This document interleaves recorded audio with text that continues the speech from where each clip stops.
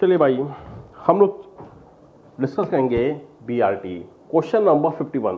बेटा question number 51 आपको दिया गया है, केमिकल इक्विलिब्रियम का क्वेश्चन दिया गया है और क्वेश्चन में आपसे Kc1 एंड Kc2 के बीच का रिलेशन पूछा गया है। चलिए आइए क्वेश्चन देखते हैं क्या है। कि क्वेश्चन में आपको फर्स्ट इक्वेशन दी गई है, 2 मोल सल्फर डाइऑक्साइड गैस है जो कि रिएक्ट कर रही है 1 मोल O2 गैस के साथ is equal to 2 mole of sulphur trioxide gas.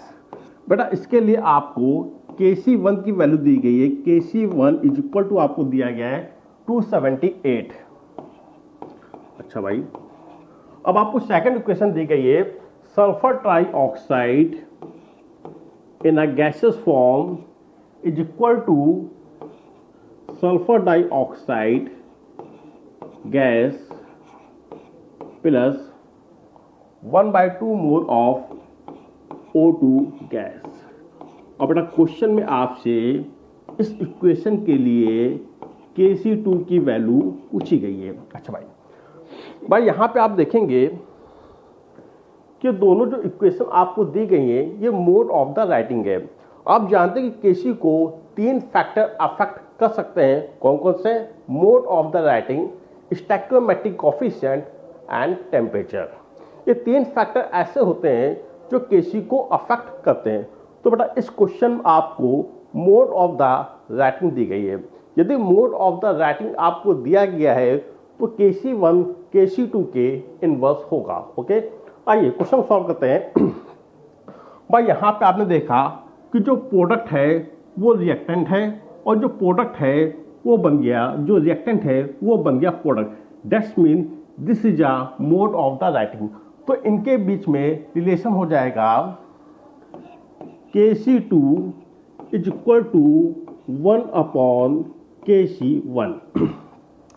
अब यहाँ पे आप देखिएगा कि बेटा आपकी जो फर्स्ट इक्वेशन है वहाँ पे 2 मोल ऑफ सल्फर ट्राइऑक्साइड दिया गया है और सेकंड इक्वेशन में 1 मोल ऑफ सल्फर ट्राइऑक्साइड दिया गया। मतलब यहाँ पे स्टैक्योमेट्रिक कोफिशिएंट भी लगेगा। अच्छा भाई, रिएक्शन को बैलेंस करने के लिए हम यहाँ पे मल्टीप्लाई कर देंगे 1/2 का। जिस फैक्टर से आप मल्टीप्लाई कर रहे हैं वो फैक्टर Kc की पावर पे आ जाएगा, तो बेटा हो जाएगा 1/2 हो जाएगा। सॉल्व कर लेंगे 1/278 की पावर 1/2, सो 1/16.7 आएगा। जब आप इसको सॉल्व करेंगे तो इसकी अप्रॉक्स वैल्यू आएगी 0.06 या हम कह सकते हैं 6 × 10 की पावर -2। ये बेटा आपका आ गया, Kc2 की वैल्यू आ गई। कोई आंसर मैच कर रहा है? Yes, third is the right answer होगा। चलिए भाई आगे बढ़ते हैं क्वेश्चन नंबर 52 पे। क्वेश्चन नंबर 52 क्या है कि the first product of the reaction between aldehyde and hydrogen. Question कह रहा है कि बताइए एल्डिहाइड और हाइड्रोजन के बीच में फर्स्ट प्रोडक्ट क्या बनेगा। तो बेटा ये आपका हो गया एल्डिहाइड जो कि रिएक्ट कर रहा है हाइड्रोजन के साथ। सिंपली यहाँ पे एलिमिनेशन ऑफ आ वाटर होगा। बेटा यहाँ पे आप क्या कहेंगे, सिंपली एलिमिनेशन ऑफ वाटर हो जाएगा और आपको आपका फर्स्ट प्रोडक्ट मिल जाएगा। ये देखिए यहाँ से 1 मोल पानी बाहर निकल जाएगा और ये दोनों आपस में कंबाइन हो जाएंगे तो आपको फर्स्ट प्रोडक्ट मिल जाएगा। ये कोई आंसर मैच कर रहा है? Yes, first is the right answer. Next question number 53।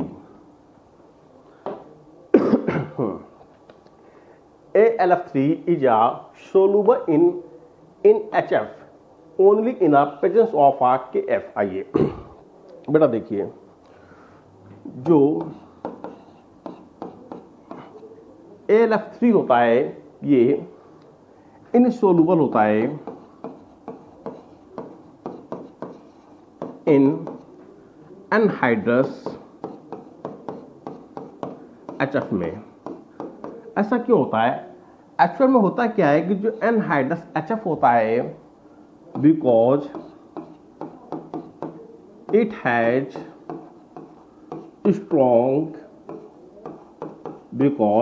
Has strong hydrogen bonding. क्योंकि बेटा इनके बीच में हाइड्रोजन बॉन्डिंग बहुत ही स्ट्रॉन्ग होती है, जिसकी वजह से नो फ्री आयंस फ्लोराइड, जिसकी वजह से हमें यहाँ पे कोई भी फ्री आयंस नहीं मिलता है। यही रीजन है कि जो AlF3 होता है वो इनसोल्युबल होता है, एनहाइड्रस HF में होता है। अब इसको सोल्व करने के लिए करते क्या है कि इसके ऊपर हम थोड़ा सा पोटेशियम फ्लोराइड को ऐड कर देते हैं। जैसे बेटा आप यहाँ पे पोटेशियम फ्लोराइड को ऐड करोगे, ये अपना कॉम्प्लेक्स बना लेगा और जाके सॉल्यूशन में कॉम्प्लेक्स के फॉर्म में डिसॉल्व हो जाता है इस प्रकार से।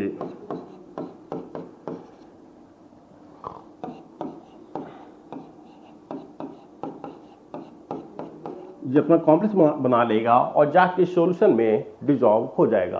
तो कोई आंसर मैच कर रहा है? Yes, second is the right answer. ये अपना कॉम्प्लेक्स बनाएगा। Next question number 54। In which of the following equilibrium Kc and Kp are not equal. भाई यहाँ क्वेश्चन में आपसे Kp और Kc के बीच का रिलेशन पूछा गया है। सिंपली आप लोग जानते हैं कि relation between Kp and Kc क्या होगा?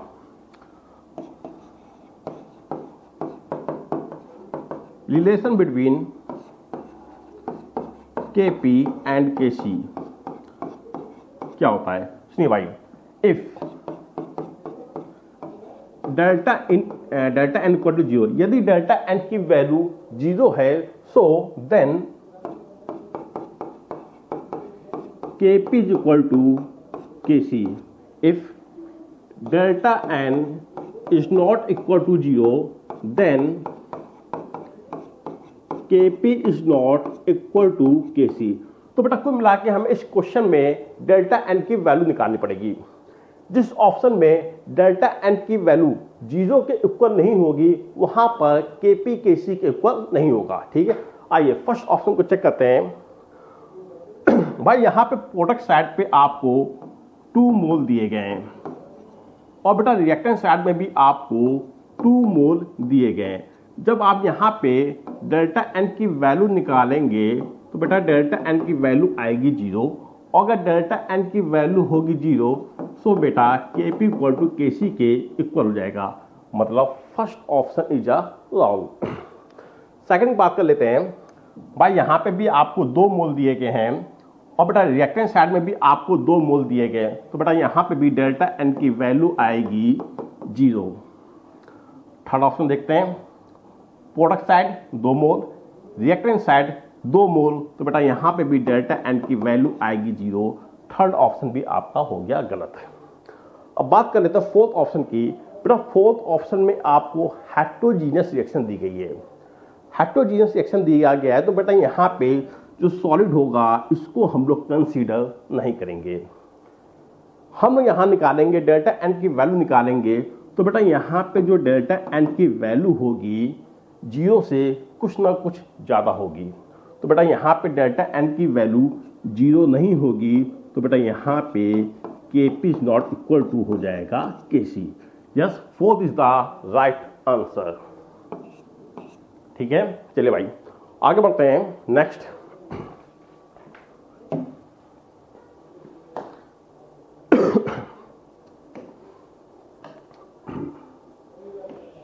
भाई क्वेश्चन में क्या है? क्वेश्चन कह रहा है कि हमारे पास कोई एक अननोन कंपाउंड ए है। बेटा हमारे पास ये एक अननोन कंपाउंड ए है जिसका हमें अननोन मॉलिक्यूलर फॉर्मूला दिया गया है C2Cl3OH, ये आपको दिया गया है। अब क्वेश्चन क्या कह रहा है? क्वेश्चन ने कहा कि इट रिड्यूसेस फेलिंग सॉल्यूशन। बेटा हमने क्या किया, इस कंपाउंड के ऊपर फैलिंग सॉल्यूशन को डाला,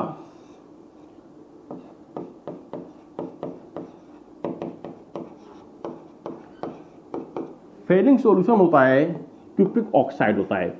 जब बेटा आपने इसके ऊपर फैलिंग सॉल्यूशन को डाला तो इसने क्या किया, इस ए को ऑक्सीडाइज कर दिया और बना दिया मोनो कार्बोक्सिलिक एसिड। ये अब आपका बन गया प्रोडक्ट बी बन गया, मोनो कार्बोक्सिलिक एसिड बन गया। अच्छा भाई, यहां तक बात समझ में आ गई। सुनो होता क्या है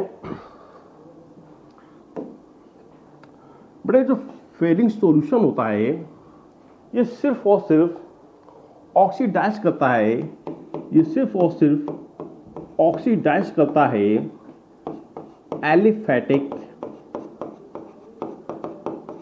एल्डिहाइड को। ये बात आप लोग ध्यान रखिएगा, ये सिर्फ और सिर्फ एलिफैटिक एल्डिहाइड को ऑक्सीडाइज करता है। तो यहां से एक बात तो समझ में आ गई कि ये जो कंपाउंड ए है इसके पास CHO ग्रुप होगा, मतलब इसके पास एल्डिहाइड होगा। तो ये बात तो क्लियर हो गई, ठीक है। अच्छा भाई, फिर यहां पे सेकंड कंडीशन आपको क्या दी गई है, इफ ए इज ऑब्टेन, बेटा ए को ऑब्टेन किया है by the action of chlorine और इथाइल अल्कोहल। कहने का मतलब जब हमने इथाइल अल्कोहल, बेटा जब इथाइल अल्कोहल को हमने इन एक्सेस ऑफ Cl2 की प्रेजेंटेशन में ऑक्सीडाइज कराया तो ये बना देगा CH3CHO। बेटा यहां पे बन गया एसिटल एल्डिहाइड बन गया। अच्छा भाई, अगर यहां पे आपने Cl2 को एक्सेस में लिया है तो फर्दर रिएक्ट करेगा 3 मोल HCl बाहर निकलेंगे और बन जाएगा Cl3CHO, ये बन जाएगा। बेटा ये जो बना है ये आपका प्रोडक्ट ए है, और बेटा ए क्या बना है, ए बन गया है क्लोरल। ए क्या बना है, क्लोरल। क्वेश्चन में आपसे ए की इंफॉर्मेशन पूछी गई तो बेटा ए क्या बना है, CCl3CHO क्लोरल। अच्छा भाई, आप खुद देख लीजिए, यहां पे आपको जो ए दिया गया था उसका मॉलिक्यूलर फॉर्मूला आपको दिया गया है 2 carbon 2 carbon, 3 Cl 3 Cl, 1 oxygen 1 hydrogen 1 hydrogen 1 oxygen. Yes, आपका कंपाउंड ए बिल्कुल सही है, क्लोरल। तो आंसर हो जाएगा थर्ड। चलिए भाई आगे बढ़ते हैं क्वेश्चन नंबर 56 पे।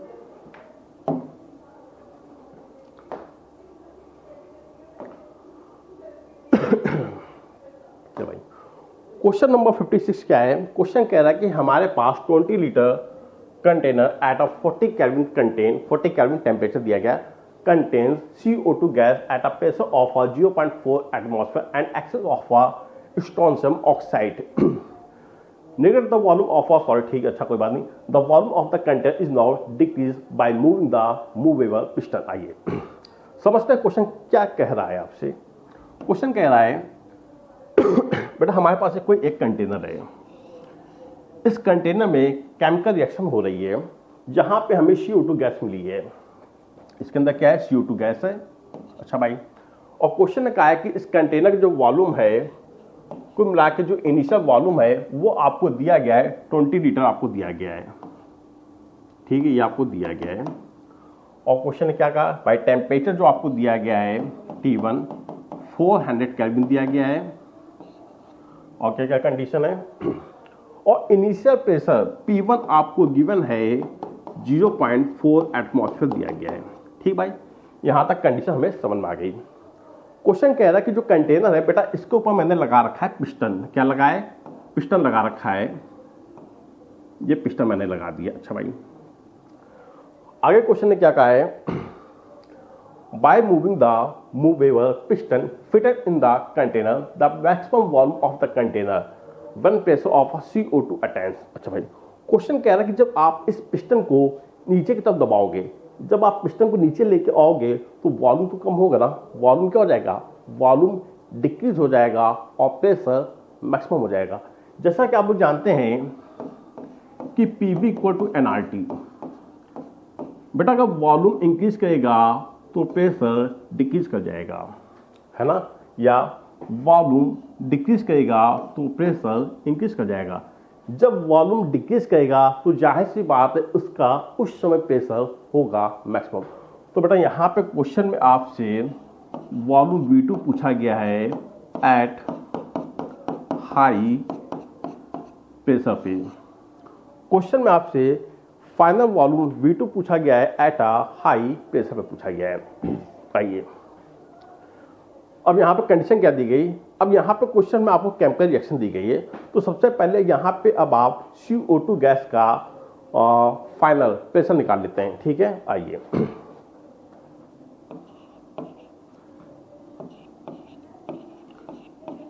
ये आपको सॉलिड फेस में दिया गया है, डिसोसिएट करेगा strontium oxide solid plus CO2 gas.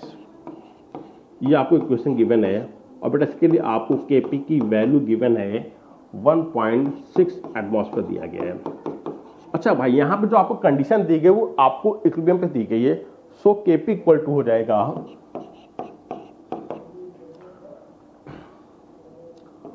Partial pressure of CO2। बेटा यहाँ पे Kp की वैल्यू कितनी है 1.6 है। तो बेटा यहाँ से आपका पार्शियल प्रेशर ऑफ CO2 आ जाएगा 1.6 एटमॉस्फेयर आ गया। बेटा ये आपका आ गया फाइनल प्रेशर ऑफ CO2 आ गया, ये आपका हो गया फाइनल प्रेशर 2 हो गया, ठीक है। हमें क्या निकालना, हमें निकालना है फाइनल वॉल्यूम निकालना था। यहाँ पे हम लगाएंगे आइडियल गैस की इक्वेशन लगाएंगे PV इक्वल टू nRT। अच्छा भाई कंटेनर कैसा है, कंटेनर क्लोज्ड है। यदि कंटेनर क्लोज्ड है तो बेटा यहाँ के मोल भी क्या हो जाएंगे, कांस्टेंट हो जाएंगे। R यूनिवर्सल कांस्टेंट है, टेम्परेचर को कांस्टेंट कर दिया है। तो P1 इंटू V1 इक्वल हो जाएगा P2 इंटू V2। बेटा P1 आपको गिवन है 0.4, V1 आपको गिवन है 20 इक्वल टू P2 आपने निकाल लिया है 1.6 निकाल लिया और V2 आपको निकालना है। सॉल्व कर लेंगे इसको, 4 चौको 16, 4 डिवाइड करेंगे, बेटा V2 की वैल्यू आ जाएगी 5 लीटर। तो यहाँ से आपका फाइनल वॉल्यूम आ गया 5 लीटर। कोई आंसर मैच कर रहा है? Yes, 4 is the right answer. बेटा इस क्वेश्चन में आइडियल गैस इक्वेशन और केमिकल इक्विलिब्रियम दोनों का इस्तेमाल किया गया है। आगे बढ़ते हैं क्वेश्चन नंबर 57।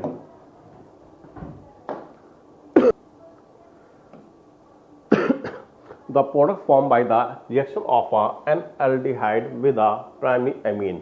अच्छा भाई यहाँ पे एल्डिहाइड और प्राइमरी एमीन के बीच में रिएक्शन हो रही है एल्डिहाइड।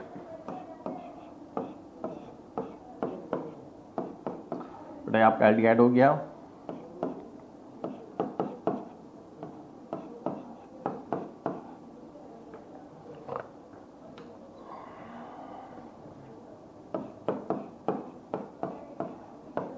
ये आपका हो गया प्राइमरी एमीन हो गया। बेटा यहाँ पे सिंपली होगा एलिमिनेशन ऑफ वाटर होगा, 1 मोल वाटर का बाहर निकल जाएगा और ये आपका बन जाएगा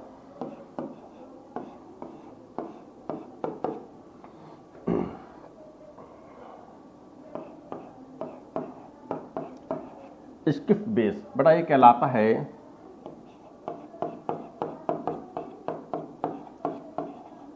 Schiff base.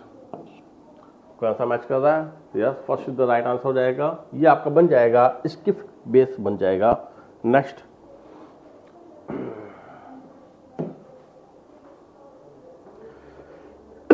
Which of the following is an insulator. बेटा इनमें से कौन सा सॉलिड है जो इंसुलेटर की तरह काम करेगा? तो बेटा आंसर हो जाएगा डायमंड। जो डायमंड होता है ये सॉलिड होता है, इंसुलेटर होता है, बैक कंडक्टर ऑफ इलेक्ट्रिसिटी होता है। आंसर हो जाएगा third. Next question number 59। The value of Kp1 and Kp2 for the reaction. ठीक है। अच्छा भाई चलिए हमें यहाँ पे Kp1 और Kp2 की वैल्यू बतानी है। आइए तो पहली क्वेश्चन आपको गिवन है, जगह कम पड़ जाएगी यहाँ पे, x is equal to y plus Z. बेटा इसके लिए आपको दिया गया है KP1 दिया गया है, इसके लिए आपको गिवन है KP1 गिवन है। आइए मान लेते हैं कि एट इनिशियल टाइम पे इसके 1 मोल थे। हमने मान लिया कि एट इनिशियल टाइम पे इसके 1 मोल थे। अगर रिएक्टेंट साइड 1 मोल है तो एट इनिशियल टाइम पे प्रोडक्ट साइड पे 0 मोल होंगे। यहाँ से x मोल डिसोसिएट कर गए तो एट इक्विलिब्रियम पे इसके मोल आ जाएंगे 1 minus x mole of x हो जाएगा, अपना y के मोल आ जाएंगे प्लस x और z के मोल आ जाएंगे x। तो बेटा हमें एट इक्विलिब्रियम पे इन तीनों के मोल मिल गए। अब क्या कहेंगे, इन तीनों के मोलों को आपस में जोड़ देंगे तो टोटल मोल आ जाएंगे 1 minus x plus x plus x, plus minus cut जाएगा तो बेटा यहाँ पे आ जाएगा 1 plus x mole. Total mole at equilibrium पे आ जाएंगे 1 प्लस एक्स आ जाएगा। अब हम यहाँ पे लिखने जा रहे हैं केपी का एक्सप्रेशन लिखने जाएंगे। सो केपी इक्वल हो जाएगा partial pressure of Y and partial pressure of Z upon partial pressure of X. So KP equal हो जाएगा पी वाई, वाई के मोल कितने एक्स हैं, एक्स अपॉन 1 प्लस एक्स तो इंटू टोटल प्रेशर पी। अगला क्या होगा, x upon 1 plus x into P. ये बेटा इन दोनों का पार्शियल प्रेशर आ गया अपॉन नीचे पार्शियल प्रेशर आ जाएगा 1 minus x upon 1 plus x into total pressure P. चलिए भाई यहाँ पे हमने केपी का एक्सप्रेशन लिख दिया। अब देखिए यहाँ पे क्या क्या कटेगा, तो बेटा 1 प्लस एक्स और ये 1 प्लस एक्स कैंसिल आउट हो गया, पी से पी कट गया। अब क्या बचेगा भाई, ये और कुछ बचा है क्या, और कुछ नहीं बचा है। तो बेटा यहाँ पे अब आ जाएगा, मैं यहाँ कर दे रहा हूँ, केपी इक्वल हो जाएगा, ये मल्टीप्लाई होंगे आपस में तो बेटा हो जाएगा एक्स स्क्वायर हो गया इंटू पी हो गया, नीचे आ गया 1 प्लस एक्स आ गया। अच्छा भाई ये 1 माइनस एक्स ऊपर चला जाएगा, 1 माइनस एक्स ये आ गया। तो बेटा यहाँ पे KP1 का एक्सप्रेशन आ गया x square P upon 1 plus x 1 minus x into P, बिल्कुल सही है। चलो भाई इस प्रकार से हमने KP1 का एक्सप्रेशन निकाल लिया। अब हम निकालने जा रहे हैं KP2 का एक्सप्रेशन निकालने जा रहे हैं। मैं यहाँ निकाल दूँ, जगह तो वहाँ पे है नहीं। आइए A equal to 2B, initial time पे हमने मान लिया इसके 1 मोल मान लिया तो यहाँ पे 0 जाएगा। बेटा यहाँ पे दोनों का डिग्री ऑफ डिसोसिएशन सेम है, अगर x मोल वहाँ पे डिसोसिएट करेगा तो x मोल यहाँ पे भी डिसोसिएट करेगा। तो बेटा एट इक्विलिब्रियम पे मोल आ जाएंगे 1 माइनस एक्स मोल ए के आ जाएंगे और b के मोल आ जाएंगे plus x into 2 divided by 1। बेटा यहाँ पे इसके मोल आ जाएंगे 2x मोल आ जाएंगे। अब एट इक्विलिब्रियम पे दोनों के मोल को जोड़ेंगे तो 1 plus x plus 2x equal हो जाएगा 1 प्लस एक्स। ये बेटा टोटल मोल आ गए एट इक्विलिब्रियम पे आ गए। अब यहाँ पे लिखने जाएंगे हम लोग केपी का एक्सप्रेशन लिखेंगे, KP2 इक्वल हो जाएगा B partial pressure of B upon partial pressure of A।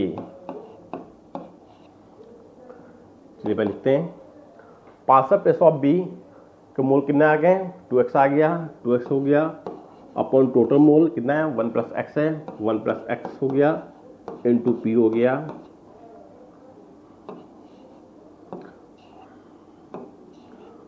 To x upon 1 plus x into P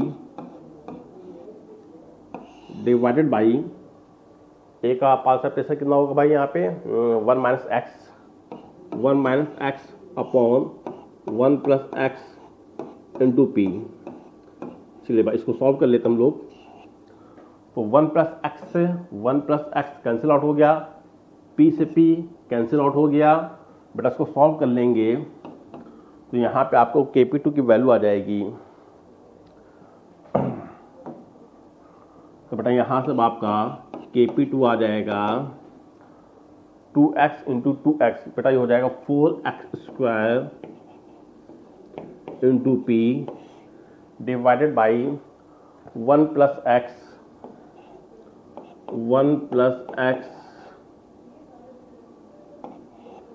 and 1 minus x. तो बेटा यहाँ Kp2 का एक्सप्रेशन आ गया। तो सबसे पहले हमने क्या किया कि Kp1 और Kp2 इन दोनों के एक्सप्रेशन को निकाल लिया। ठीक है, अब क्वेश्चन को आगे बढ़ाते हैं और मैं यहाँ का हटा दूँ, स्पेस नहीं हमारे पास।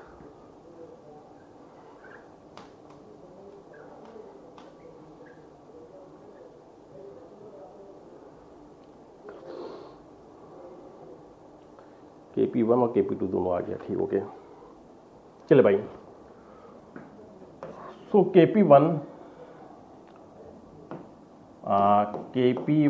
अपॉन Kp2 इक्वल टू, बेटा Kp1 कितना गिवन है x square into P divided by 1 plus x और 1 माइनस एक्स हो गया अपॉन Kp2 क्या है 4x square into P divided by 1 plus x और 1 minus x.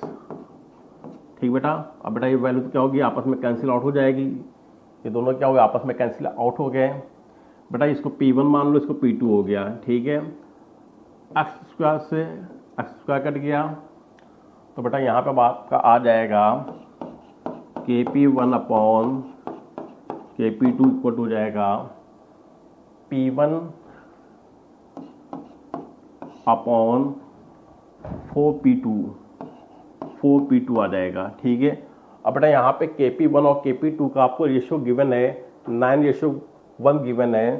So 9:1 is equal हो जाएगा P1 अपॉन 4P2। इसको आप सॉल्व कर लेंगे तो बेटा यहाँ से रेशियो निकल आएगा 36:1 निकल आएगा। यस, कोई आंसर मैच कर रहा है? Third is the right answer हो जाएगा। यस, क्वेश्चन में कैलकुलेशन थोड़ा लेंदी है, थोड़ा टाइम लगेगा इसमें, बट इसको बहुत ही आराम से कीजिएगा, बहुत ही अच्छे से कीजिएगा। अदरवाइज अगर आप भटक जाएंगे तो आंसर नहीं निकाल पाएंगे। इसका आंसर जाएगा थर्ड हो जाएगा। ठीक है, आगे बढ़ते हैं क्वेश्चन नंबर 60 पे।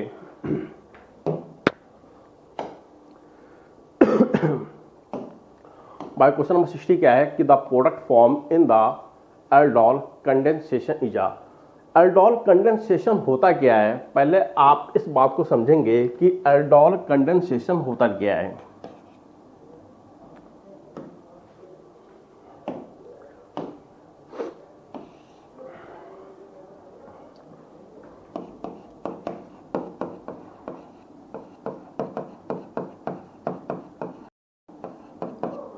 बेटा जो एल्डोल कंडेंसेशन होता है ये आपका एल्डिहाइड भी देता है और बेटा ये कीटोन भी देता है। यस, कीटोन और एल्डिहाइड दोनों ही एल्डोल कंडेंसेशन देते हैं। इनके लिए क्या क्या कंडीशन मस्ट है बेटा, कंडीशन क्या क्या मस्ट है? सबसे पहले कंडीशन ये है कि बेटा यहाँ पे substance and reagent both are same, दोनों सेम होने चाहिए। मतलब यहाँ पे सबस्टेंस और रिएजेंट दोनों ही सेम होने चाहिए।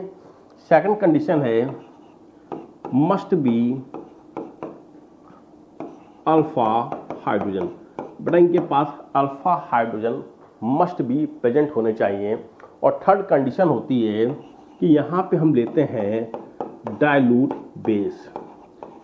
यदि ये 3 कंडीशन आपको मिल जाए तो आप समझ जाएंगे कि यहाँ पे एल्डोल कंडेंसेशन होगा। ठीक है, आइए अब क्वेश्चन को चालू करते हैं। पहला ऑप्शन आपको दिया गया है अ बीटा हाइड्रोक्सी एल्डिहाइड या अ बीटा हाइड्रोक्सी कीटोन। चलिए एग्जाम्पल के थ्रू समझते हैं। क्या aldol condensation beta hydroxy aldehyde बनाता है कि बीटा हाइड्रोक्सी कीटोन बनाता है? तो मान लो कि हमने यहां पर कोई ले लिया एग्जाम्पल ले लिया,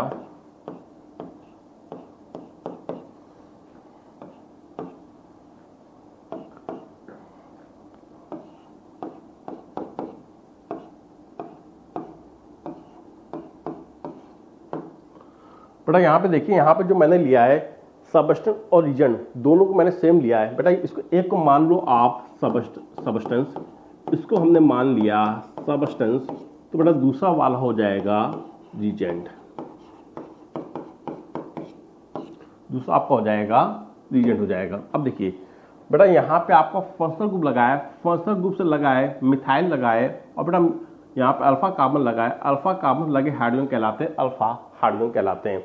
अब यहाँ पे होगा क्या कि जो पाई बॉन्ड है ये शिफ्ट हो जाएगा, ऑक्सीजन पे चला जाएगा, तो बेटा इस ऑक्सीजन पे आएगा नेगेटिव चार्ज आएगा और कार्बन पे आ जाएगा पॉजिटिव चार्ज आएगा। अच्छा भाई, यहाँ पे जो बेटा मिथाइल ग्रुप लगा है ये इलेक्ट्रॉन विद ड्राइंग ग्रुप से लगा है। यदि कोई methyl group electron with drawing group से लगा होता है तो बेटा उस कार्बन का जो हाइड्रोजन होता है वो हो जाता है स्लाइटली एसिडिक हो जाता है। अब होगा क्या कि जो सिग्मा बॉन्ड है ये टूट के इस कार्बन पे शिफ्ट हो जाएगा, और बेटा यहाँ से जो H+ आयन है ये जाके इस नेगेटिव ऑक्सीजन के ऊपर अटैक कर देगा। अच्छा भाई, तो बेटा एक कार्बन पे आ गया पॉजिटिव चार्ज और दूसरे कार्बन पे आ गया नेगेटिव चार्ज, प्लस माइनस दोनों आपस में कंबाइन कर जाएंगे, और बेटा यहाँ पे अब आपका बन जाएगा intermediate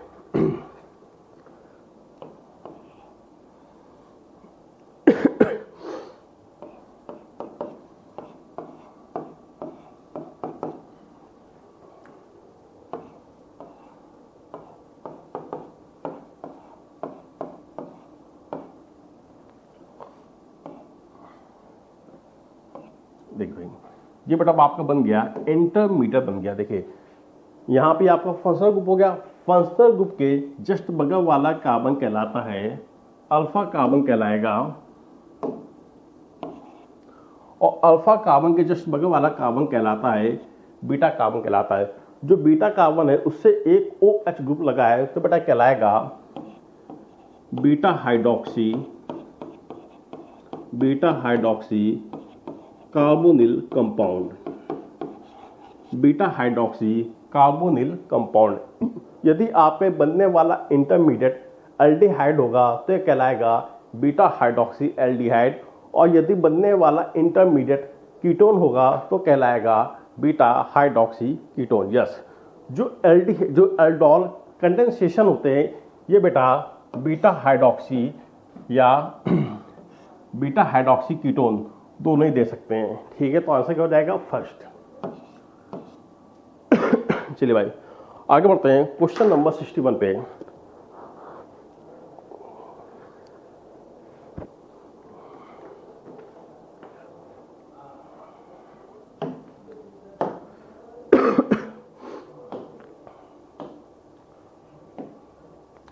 the straight chain polymer is form by I भाई।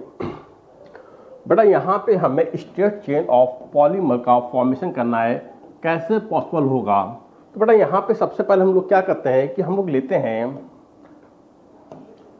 SiCl4, इसको हम लोग कहते हैं टेट्राक्लोरोसिलेन कहते हैं, टेट्राक्लोरोसिलेन होता है। बेटा यहाँ पे 2Cl को बाहर निकालेंगे और उसके स्थान पे 2 एल्काइल ग्रुप को अंदर लगा देंगे तो बन जाएगा R2SiCl2। This is called di alkyl derivative of silane. अब यहाँ पे बेटा हम लोग क्या लेते हैं, यहाँ पर हम लेते हैं डाई एल्काइल डेरिवेटिव ऑफ साइलेन को लेते हैं और इसका कहा देते हैं हाइड्रोलिसिस। अब क्या कहेंगे बेटा, इसका जब हम लोग हाइड्रोलिसिस कहेंगे तो यहाँ से 2 मोल Cl बाहर निकल जाएंगे, उसके स्थान पे 2 मोल OH- आयन अंदर आ जाएंगे और ये कुछ इस प्रकार से बन जाएगा।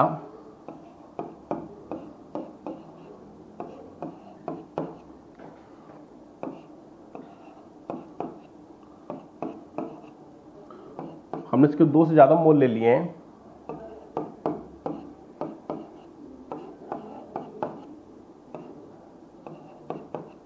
ये अब बेटा यहां से होगा क्या कि यहां से वाटर बाहर निकल जाएगा H2O।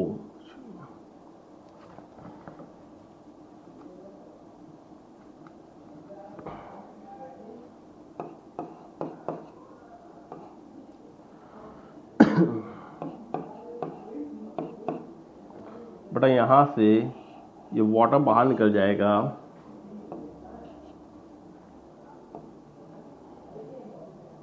और ये आपस में पॉलीमराइज हो जाएगा और बना देगा स्ट्रेट चेन बना देगा।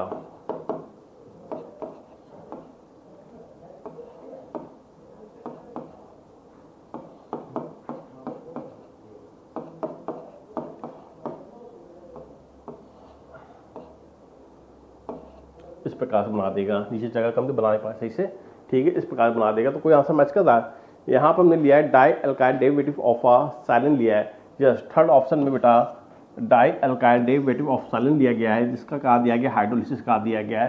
तो यहाँ पे बेटा पॉलीमराइज हो गया है और बन गया है स्ट्रेट चेन पॉलीमर का फॉर्मेशन हो गया। Third is the right answer हो जाएगा। ओके, आगे बढ़ते हैं। Question number 62। बेटा क्वेश्चन नंबर 62 क्या है कि क्वेश्चन कह रहा है कि the dissociation equilibrium of A gas Ab2 can be represented as A.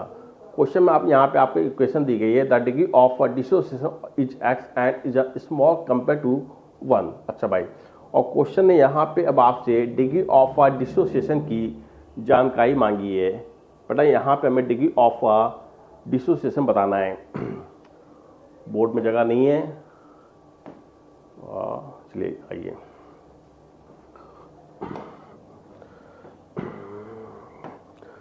Question number 62।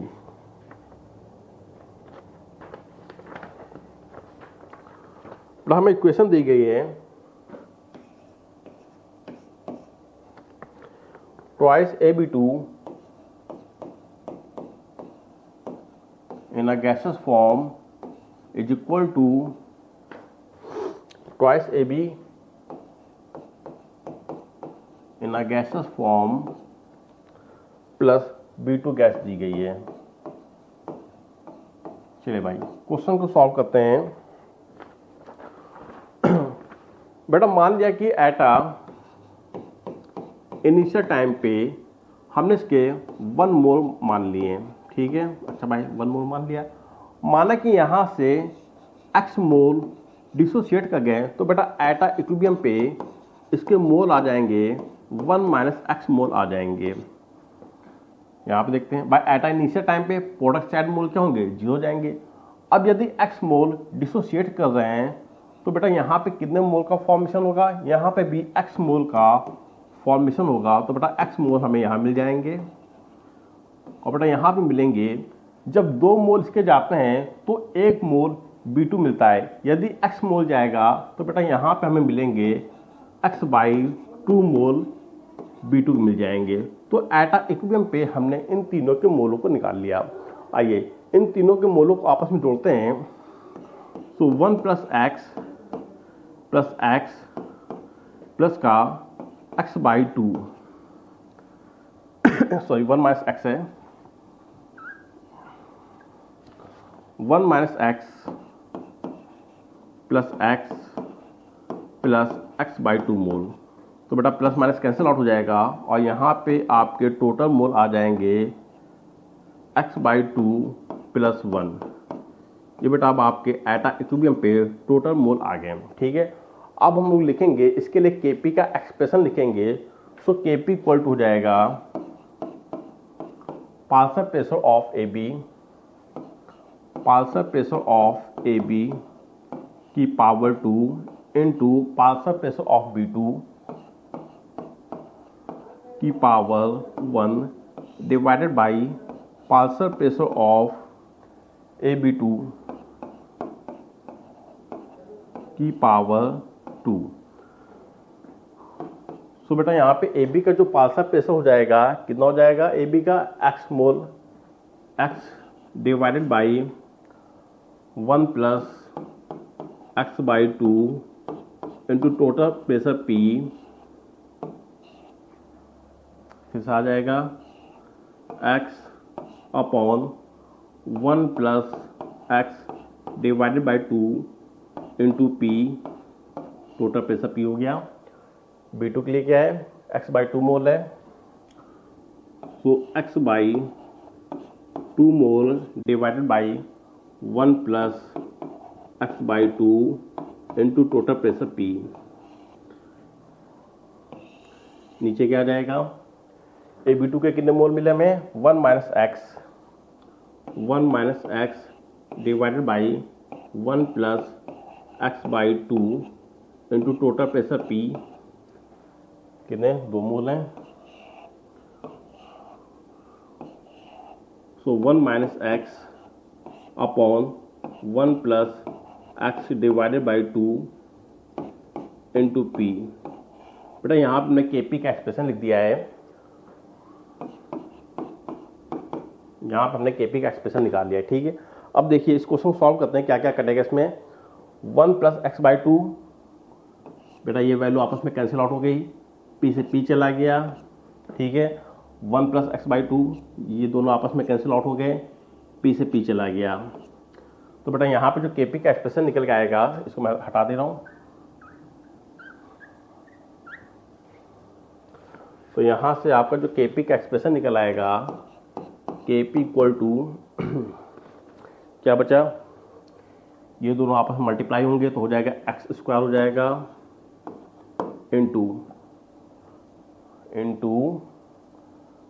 X by 2, बेटा 2 का यहाँ मल्टीप्लाई होगा, फिर ऊपर चला जाएगा तो 2x हो जाएगा इंटू 2x, और नीचे क्या आ जाएगा 2 प्लस एक्स, ये ऊपर चला जाएगा, नीचे आ जाएगा 2 इंटू 2 प्लस एक्स हो जाएगा। अच्छा भाई नीचे सॉल्व कर लेते हैं, 1 माइनस एक्स, फिर क्या है 1 माइनस एक्स है, ये हो गया इंटू पी। चलो भाई यहाँ तक कुल मिला के हमने क्वेश्चन सॉल्व कर लिया है। अब बेटा देखिए क्वेश्चन क्या कह रहा है, क्वेश्चन ये कहा है कि यहाँ पे जो डिग्री ऑफ डिसोसिएशन मतलब जो x है 1 के कंपेयर में बहुत ही स्मॉल वैल्यू है, मतलब यहाँ पे हम x को नेग्लिजिबल मान लेंगे, ठीक है। तो आइए बेटा 2 से 2 कैंसिल आउट हो जाएगा, ठीक है। बेटा 1 में से x जाएगा तो 1 ही बचेगा ना, तो बेटा क्या हो गया, कैंसिल आउट हो गया। बेटा x क्या है, एक बहुत ही छोटी वैल्यू है, तो बेटा 2 के रिस्पेक्ट में x की वैल्यू क्या हो जाएगी, नेग्लिजिबल हो जाएगी। तो बेटा यहाँ पे अब आपका जो केपी का जो फाइनल एक्सप्रेशन आ जाएगा, KP equal to X square का x में मल्टीप्लाई होगा, तो बेटा हो जाएगा X cube into P divided by 2 आ जाएगा, ठीक है। जब आपका केपी का एक्सप्रेशन निकला है, बट क्वेश्चन में आपसे बेटा डिग्री ऑफ डिसोसिएशन एक्स की जानकारी मांगी गई है, तो बेटा यहाँ से हो जाएगा एक्स क्यूब इक्वल टू हो जाएगा 2 इंटू के पी डिवाइडेड बाई पी, तो बेटा एक्स इक्वल टू हो जाएगा ट्वाइस के पी डिवाइडेड बाई पी की पावर 1/3। तो बेटा यहाँ पे आपको जो राइट आंसर निकल के आएगा वो निकल आएगा, क्या होगा, कौन सा मैच कर रहा है क्या, ट्वाइस के पी इंटू पी की पावर 1/3, यस बिल्कुल सही, second is the right answer हो जाएगा, second is the right answer होगा। बेटा क्वेश्चन में कुछ नहीं थी, बस क्वेश्चन में थोड़ी मैथ लगी है, यहाँ पे आपको बस कैलकुलेशन करना है, क्वेश्चन बहुत ही सिंपल था।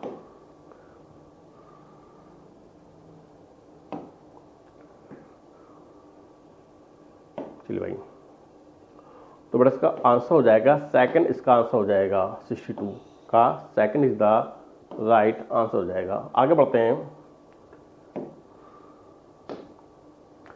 इन द रिएक्शन आइए भाई, इथेनामाइड आइए, पर क्वेश्चन में आपको यहाँ पे 1 मोल मिथाइल साइनाइड दिया गया है। बेटा क्वेश्चन में आपको 1 मोल मिथाइल साइनाइड दिया गया है, जिसका हमने कहा दिया हाइड्रोजनेशन कहा दिया इन प्रेजेंस ऑफ ईथर। तो CH3 C triple bond N, ये आपका बन गया मिथाइल साइनाइड बन गया। और बेटा इसका हम करने जा रहे हैं हाइड्रोजनेशन करने जा रहे हैं इन प्रेजेंस ऑफ ईथर।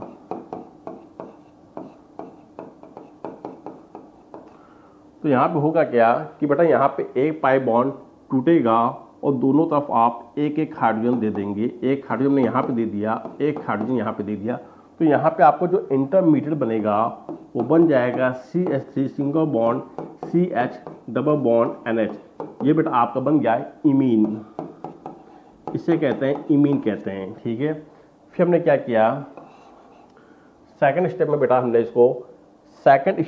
बेटा क्या किया है, इस सॉल्यूशन के ऊपर थोड़ा पानी डाला और उसको गर्म किया। हमने इसको वाटर की प्रेजेंटेशन में हीट किया, तो बेटा यहाँ से नाइट्रोजन अमोनिया गैस के फॉर्म में अलग हो जाएगा और मिल जाएगा हमें एसिटल्डिहाइड CH3COH प्राप्त हो जाएगा। कौन सा मैच कर, yes first the right answer हो जाएगा। Next question number 64, the dissociation constant for acetic acid and HCl at अच्छा भाई the equilibrium constant for the reaction. चलिए भाई, क्वेश्चन क्या कह रहा है कि क्वेश्चन में बेटा आपको dissociation constant of for acetic acid के लिए Kc की वैल्यू 1.5 इंटू 10⁻⁻5 दिया गया है।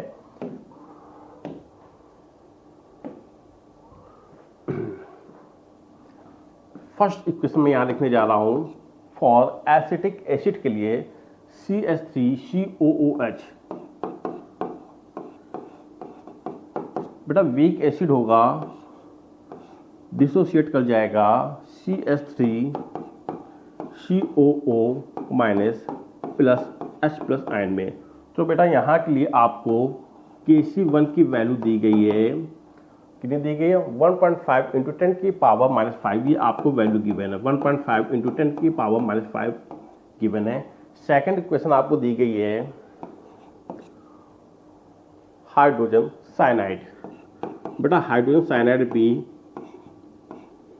एक प्रकार का एसिड है, एक वीक एसिड है, जो कि टूट के हमें H plus ion plus cyanide given होगा, साइनाइड देगा।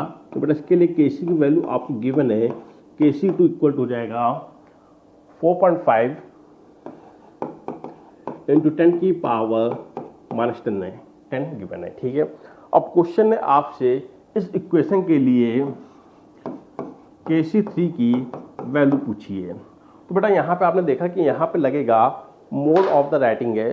बेटा यहाँ पे आपको चुनाव रूल लगाना पड़ेगा, कैसे लगाएंगे आइए। बेटा यहाँ पे देखो साइनाइड, साइनाइड आपको कहाँ गिवन है, साइनाइड हमें गिवन है सेकंड इक्वेशन में गिवन है। अच्छा भाई सेकंड इक्वेशन में प्रोडक्ट साइड पे गिवन है, तो बेटा यहाँ पे जो साइनाइड होगा, तो बेटा यहाँ पे Kc3 के लिए इज इक्वल टू 1/2, साइनाइड कहाँ गिवन है सेकंड इक्वेशन में गिवन, और सेकंड इक्वेशन के लिए Kc की वैल्यू दी गई 4.5 इंटू 10⁻⁻10 गिवन है, जो हो गया इंटू। अब देखते हैं एसिटिक एसिड, बेटा एसिटिक एसिड आपको फर्स्ट इक्वेशन में गिवन है।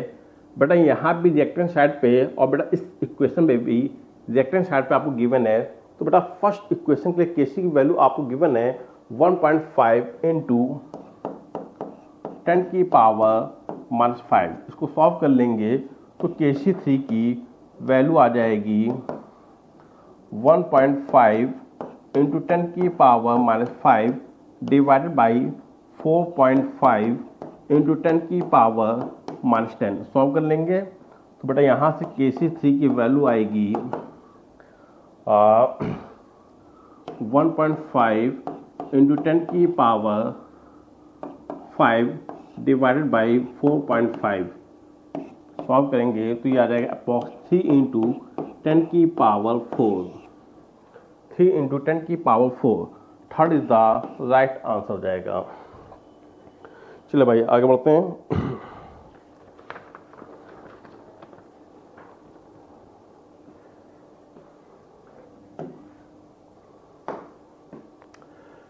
Reaction between benzaldehyde and acetophenone is a presence of dilute sodium hydroxide is known as a। बेटा पहला ऑप्शन आपको दिया गया कैनिक-जारो रिएक्शन, गलत है बेटा।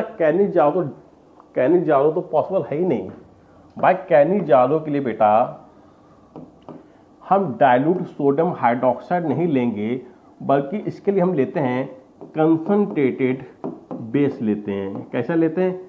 कंसंट्रेटेड बेस लेते हैं and no alpha hydrogen. But बेटा यहाँ पे आपने देखा कि यहाँ पे बेंजाल्डिहाइड और एसिटोफिनोन, बेटा एसिटोफिनोन के पास अल्फा हाइड्रोजन होगा, तो जाहिर सी बात है कि यहाँ पे कैनिक-जारो रिएक्शन या क्रॉस कैनिक-जारो रिएक्शन पॉसिबल नहीं है। बात करते हैं थर्ड या फोर्थ ऑप्शन की बात करते हैं। तो बेटा फोर्थ ऑप्शन में आपको दिया गया एल्डोल कंडेंसेशन दिया गया है। अभी मैंने आपको बताया कि एल्डोल कंडेंसेशन के लिए जो सबस्टेंस और रिएजेंट होते हैं दोनों सेम होने चाहिए, बट यहाँ पे एक बेंजाल्डिहाइड है और दूसरा एसिटोफिनोन है, तो बेटा यहाँ पे एल्डोल कंडेंसेशन पॉसिबल नहीं है। अब बात करते हैं क्रॉस एल्डोल कंडेंसेशन की। यस, यही आपका राइट आंसर होगा। क्रॉस एल्डोल कंडेंसेशन में सबस्टेंस और रिएजेंट दोनों अलग अलग होते हैं। यस, यहाँ पे बेटा होगा क्रॉस एल्डोल कंडेंसेशन होगा, third is the right answer होगा। आगे बढ़ते हैं क्वेश्चन नंबर 66 पे। विच of the following statement about boric acid is not correct. Boric acid को लेके कौन सा स्टेटमेंट सही नहीं होगा? आइए बेटा, बोरिक एसिड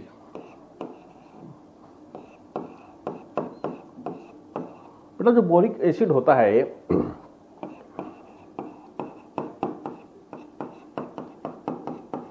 इलेक्ट्रॉन डेफिशिएंट होता है, क्योंकि इसके वैलेंस शेल में 6 इलेक्ट्रॉन होते हैं। बेटा इसको हम लोग लुईस एसिड या इलेक्ट्रॉन डेफिशिएंट भी कहते हैं, क्योंकि इसके वैलेंस शेल में 6 इलेक्ट्रॉन होते हैं, तो बेटा लुईस एसिड कहलाता है या इसको इलेक्ट्रॉन डेफिशिएंट भी कहते हैं। जब इसको हम वाटर के साथ हाइड्रोलिसिस करते हैं तो बेटा क्या करता है कि वाटर के अंदर से हाइड्रोक्साइड आयन को खींच लेता है और सॉल्यूशन में एक H+ आयन देता है, तो बेटा कहलाता है मोनो बेसिक एसिड। ये बेटा मोनो बेसिक एसिड कहलाता है और बेटा बना देता है अपना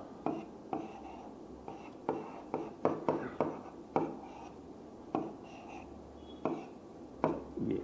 ठीक है, चले भाई अब देखते हैं क्वेश्चन में क्या क्या आपको इंफॉर्मेशन दी गई है। It has a layer structure in which planar BO3 units are joined by hydrogen bond, बिल्कुल सही दिया गया है। सेकंड आपको दिया गया it does not act as a proton, बिल्कुल सही बात है बेटा। जो बोरिक एसिड होता है ये अपना प्रोटॉन नहीं देता है, बल्कि यहाँ पे जो H+ आयन आपको मिलता है वो वाटर का होता है। आगे क्या है, but act as a Lewis acid. Yes, इसके बाद भी ये एक लुईस एसिड के तरीके काम करता है। बाय एक्सेप्टिंग हाइड्रोक्सिल आयन, ये बेटा पानी के अंदर से एक हाइड्रोक्सिल आयन को खींच लेता है, सही है। It is a strong try basic acid, बेटा ये गलत है। ये ट्राई बेसिक नहीं होता है, ये होता है मोनो बेसिक एसिड होता है, तो third is the right answer हो जाएगा। Next, the value of delta H for the reaction less than 0 and formation of a XY gas will be favored at। अच्छा भाई क्वेश्चन कह रहा है कि बताइए यदि आपको XY4 गैस का फॉर्मेशन बढ़ाना है तो हमें यहाँ पे क्या करना पड़ेगा? टेम्परेचर को हाई करना पड़ेगा, प्रेशर को लो करना पड़ेगा, कि प्रेशर को हाई करना पड़ेगा और टेम्परेचर को लो करना पड़ेगा? हमें यहाँ पे कौन सा फैक्टर अपनाना पड़ेगा। तो सबसे पहले हमें यहाँ पे ये पता करना पड़ेगा कि रिएक्शन कैसी है, एक्सोथर्मिक रिएक्शन है कि एंडोथर्मिक रिएक्शन है। आइए तो बेटा क्वेश्चन में आपको डेल्टा एच, बेटा जो डेल्टा एच होता है ये होता है स्टेट फंक्शन होता है। कैसा होता है? स्टेट फंक्शन होता है। अगर बेटा अगर ये स्टेट फंक्शन है तो इसके लिए हम निकालते हैं चेंज निकालते हैं। और चेंज कैसे निकालते हैं? Final to initial. बेटा यहाँ पे चेंज निकालने के लिए हम जाते हैं फाइनल टू इनिशियल पे जाते हैं।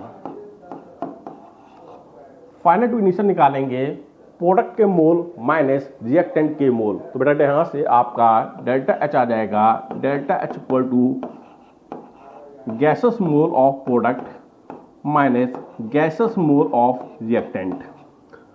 प्रोडक्ट के मोल आपको 2 मोल दिए गए हैं और रिएक्टेंट के मोल आपको दिए गए 5 मोल दिए गए हैं।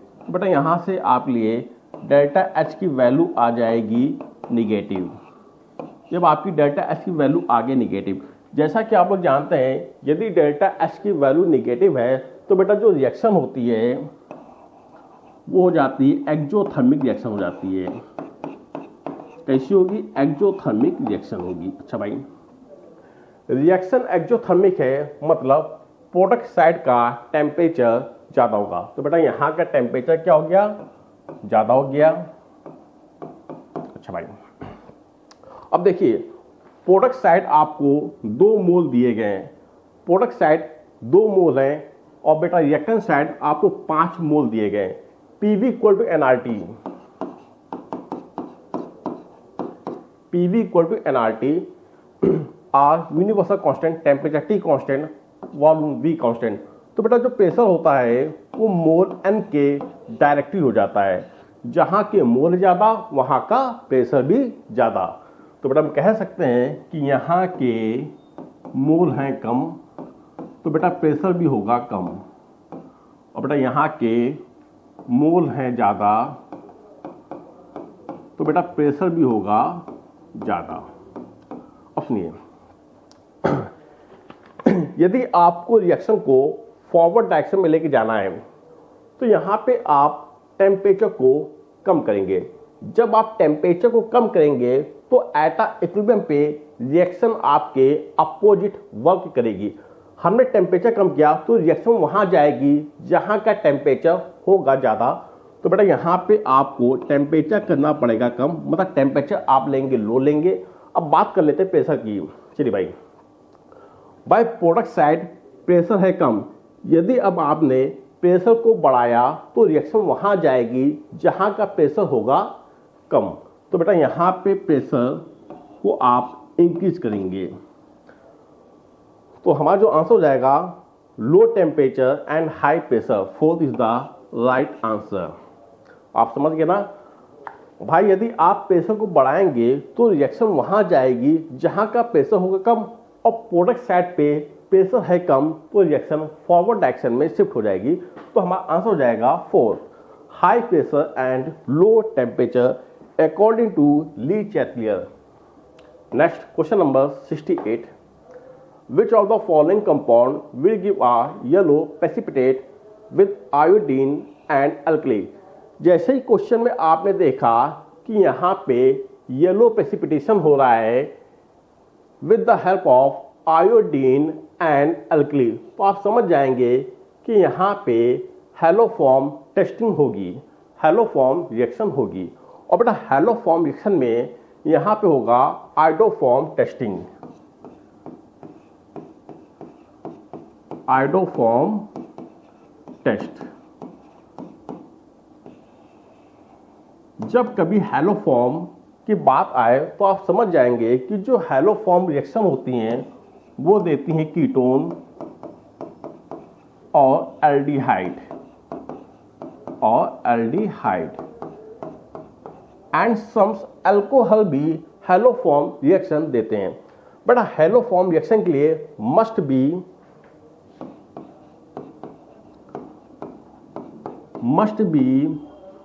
Alpha methyl group. Haloform reaction वही कीटोन वही एल्डिहाइड देंगे जिनके पास अल्फा मिथाइल ग्रुप होगा।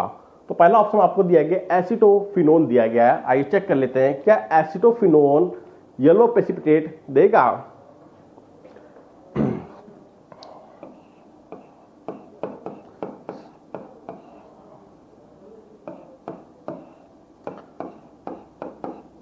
बेटा यहाँ पे हमने ले लिया एसिटोफिनोन ले लिया 1 मोल और इसको मैंने रिएक्ट कराया with the help of iodine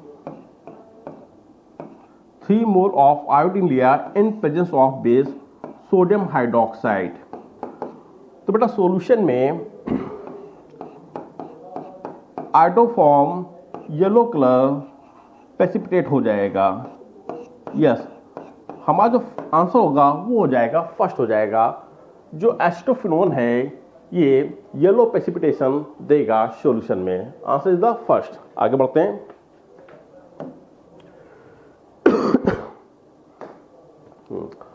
identify the correct statement from the following. चलिए भाई, पहला ऑप्शन आपको दिया गया CO2 gas is used as a refrigerant for ice cream and frozen food. बेटा यहाँ पे गलत दिया गया है। CO2 गैस का हम लोग यूज नहीं करते हैं, बल्कि हम लोग CO2 गैस का यूज नहीं किया जाता है।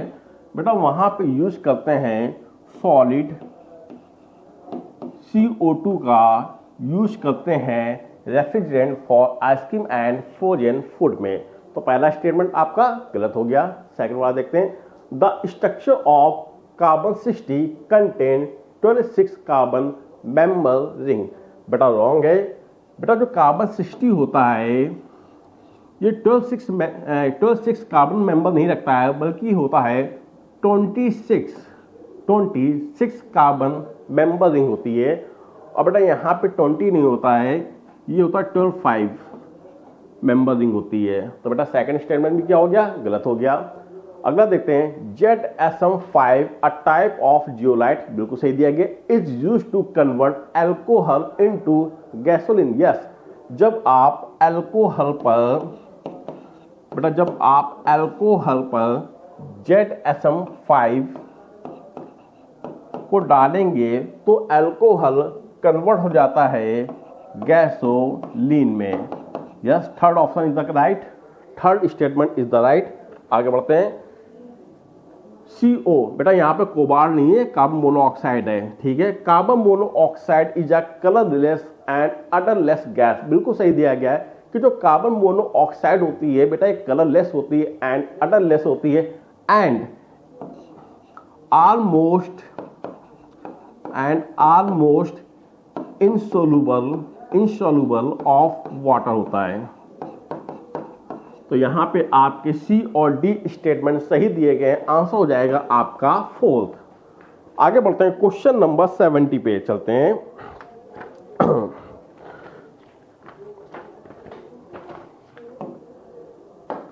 Adding heat to a solid and liquid equilibrium will cause the. बेटा यहाँ पे सॉलिड और लिक्विड आपको दिया गया है, मतलब यहाँ पे स्टेट चेंज हो रही है। जहां पे स्टेट चेंज होती है उसे हम कहते हैं फिजिकल इक्विलिब्रियम। कंपोनेंट सेम होते हैं, कंपोजिशन सेम होता है और सिर्फ स्टेट चेंज होती है। जैसे हमने वाटर को ले लिया आइस फॉर्म में, मतलब वाटर कैसा हो गया, सॉलिड हो गया। फिर बेटा हमने वाटर को ले लिया लिक्विड फॉर्म में ले लिया। आप यहाँ पे देखेंगे कि कंपोजिशन सेम है, मॉलिक्यूलर फॉर्मूला सेम है, सिर्फ और सिर्फ स्टेट चेंज हो रही। ये कहलाती हैं फिजिकल इक्विलिब्रियम स्टेट। अच्छा भाई, अब क्वेश्चन में आप देखेंगे कि बेटा यहाँ पे आपको कोई भी गैसेस मॉलिक्यूल नहीं दिया गया है। यदि गैसेस मॉलिक्यूल नहीं दिया गया है तो वहाँ पे ली चैटलियर प्रिंसिपल एप्लीकेबल नहीं होता है। ली चैटलियर प्रिंसिपल जब भी एप्लीकेबल होता है जब रिएक्टेंट या प्रोडक्ट में गैसेस मॉलिक्यूल दिए जाएं। तो यहाँ पे आपको अपना लगाना पड़ेगा, कॉमन सेंस लगाना पड़ेगा। क्वेश्चन क्या है, adding heat to a solid and liquid equilibrium will cause the. अच्छा भाई, बर्फ, आइस, जब आप आइस को टेम्परेचर देंगे तो बेटा वो पिघल के लिक्विड में कन्वर्ट हो जाएगी। यहाँ पे आप टेम्परेचर दे रहे ना, अगर टेम्परेचर देंगे तो बेटा प्रोसेस होगा एंडोथर्मिक, प्रोसेस हो गया एंडोथर्मिक। अच्छा भाई बेटा जब आपने हीट को दिया तो बेटा वाटर जो था, जो आइस थी, वो कन्वर्ट हो गई, लिक्विड में कन्वर्ट हो गई, तो amount of a solid decrease कर जाएगा। आंसर हो जाएगा आपका फोर्थ। आंसर कैसा हो जाएगा? फोर्थ हो जाएगा। ठीक है, आगे बढ़ते हैं क्वेश्चन नंबर 71 पे। Phenyl methanol can be prepared by reducing the benzaldehyde. चलिए भाई सुनिए, फिनाइल मिथेनॉल का फॉर्मेशन हो रहा है बेंजल्डिहाइड को रिड्यूस करने के बाद। यहां पे आपको दिया गया है बेंजल्डिहाइड C6H5CHO। बेटा हमारे पास 1 मोल बेंजल्डिहाइड था जो कि कन्वर्ट हो गया है फिनाइल मिथेनॉल में कन्वर्ट हो गया है C6H5CH2OH में कन्वर्ट हो गया है। बताइए हम यहाँ पे कौन सा रीजेंट यूज करेंगे कि हमारा बेंजल्डिहाइड फिनाइल मिथेनॉल में कन्वर्ट हो जाए? तो बेटा इसके लिए हम यूज करते हैं जिंक प्लस HCl लेते हैं, जिंक प्लस HCl लेते हैं। आप लोग कंफ्यूज मत होइएगा, ये क्लेमेंसन रिडक्शन आपको नहीं दिया गया है, ये simply zinc and concentrated HCl है। अगर क्लेमेंसन रिडक्शन होता तो बेटा यहाँ पे अमलगेटेड जिंक होता है ना, तो आंसर क्या हो जाएगा? फोर्थ हो जाएगा। ये आपको याद होना था। आगे बढ़ते हैं।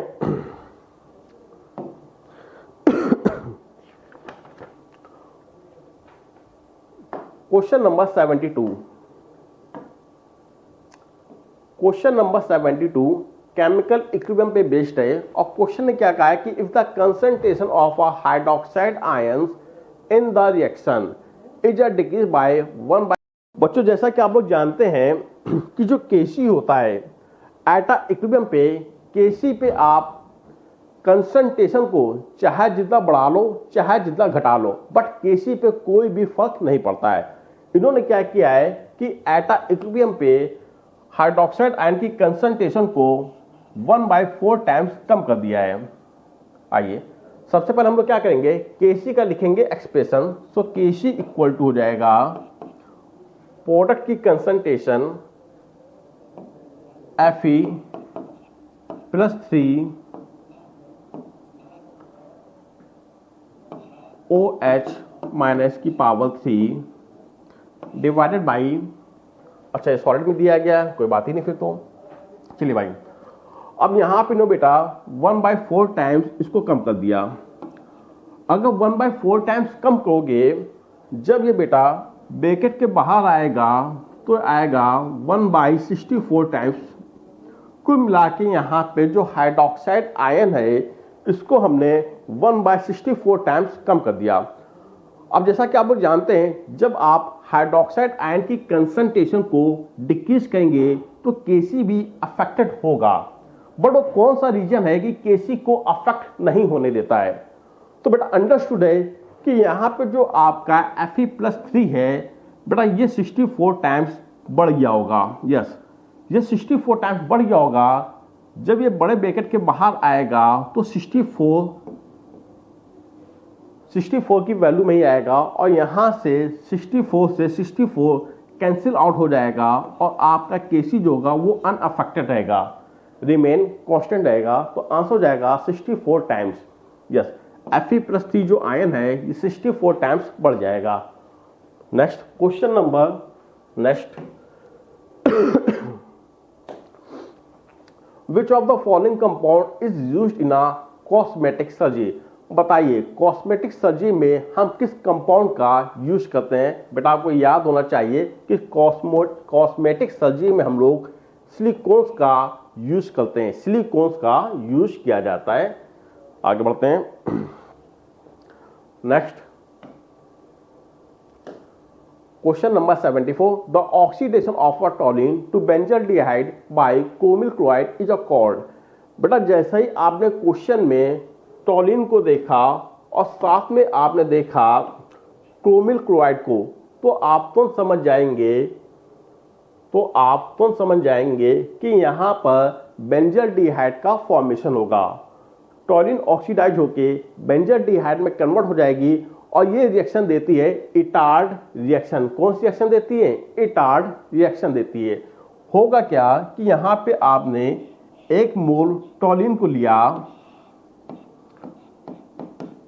और बेटा इसका हमने कहा दिया हाइड्रोजिनेशन कहा दिया इन presence of chromyl chloride CrO2Cl2 in present of a non polar solvent. तो फर्स्ट स्टेप में होगा क्या कि फर्स्ट स्टेप में यहां पे कोई ना कोई इंटरमीडिएट बनेगा, फिर सेकंड स्टेप में हम उसकी कहा देंगे एसिडिक हाइड्रोलिसिस कहा देंगे और बेटा हमें मिल जाएगा benzaldehyde. This reaction is called Etard reaction. This reaction is called Etard reaction. आगे बढ़ते हैं। सॉरी बेटा यहाँ पे नहीं होगा, ऑक्सीडेशन करा रहे हैं, ठीक है। आइए आगे बढ़ते हैं। Question number 75, which of the following statement is the correct for a reversible process in a state of a equilibrium? By which of the following statement is the correct for a reversible process in a state of a equilibrium? बेटा यहाँ पे हम लोग use करते हैं van't Hoff isochore equation का use करते हैं, जो कि आपको याद होना चाहिए। Delta G not equal to minus का 2.303 RT log K। Delta G not equal to minus का 2.303 RT log K। Second is the right answer. ये आपको इक्वेशन याद होनी चाहिए थी। यहां पर टेम्परेचर और केसी के बीच में रिलेशन लेते हैं। नेक्स्ट,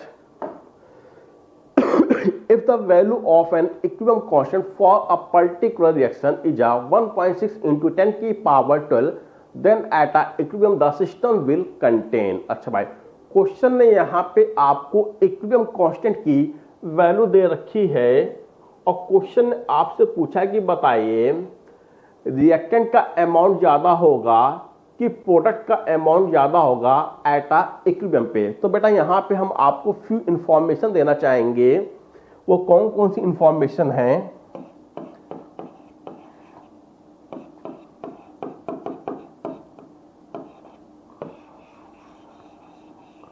सुनो बेटा, if KC is equal to 10 की पावर 3, अगर केसी की वैल्यू 10 की पावर 3 है, देन तब हम कहेंगे कि product at a equilibrium is a more greater than reactant at a equilibrium। यदि Kc की if Kc is a 10 की पावर -3, बेटा अगर Kc की वैल्यू 10 की पावर -3 है तो हम कहेंगे कि reactant at a equilibrium is a more greater than product at a equilibrium. मतलब कुल मिला के रिएक्शन अभी स्टार्ट ही नहीं हुई है। और यदि if Kc is equal to 10 की पावर -3 टू 10 की पावर 3, देन अगर Kc की वैल्यू 10 की पावर -3 से 10 की पावर 3 के बीच में है तो बेटा हम कहेंगे कि concentration of product at a equilibrium is equal to concentration of a reactant at a equilibrium. मतलब ऐसे कंडीशन पे प्रोडक्ट और रिएक्टेंट की कंसंट्रेशन एट अ इक्विलिब्रियम पे इक्वल होगी। तो आइए, तो बेटा यहाँ पे आप देखेंगे कि यहाँ पे आपको इक्विलिब्रियम कांस्टेंट की वैल्यू 10 की पावर 12 दी गई। यदि Kc की वैल्यू 10 की पावर 3 से ज्यादा है तो प्रोडक्ट की कंसंट्रेशन रिएक्टेंट की कंसंट्रेशन से ज्यादा होगी। तो आंसर हो जाएगा मोस्टली प्रोडक्ट। आंसर हो जाएगा मोस्टली प्रोडक्ट। आगे बढ़ते हैं क्वेश्चन नंबर 77।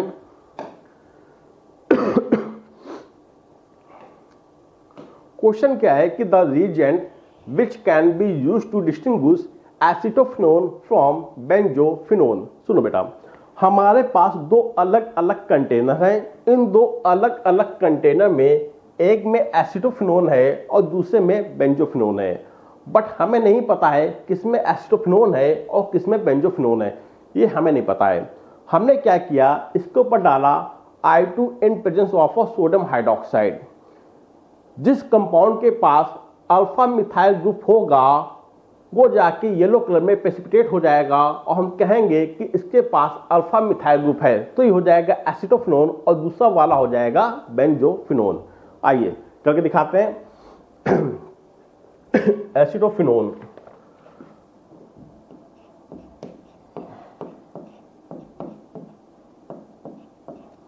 बेटा ये हमारा हो गया एसिटोफिनोन हो गया, और सेकंड हमने ले लिया benzophenone.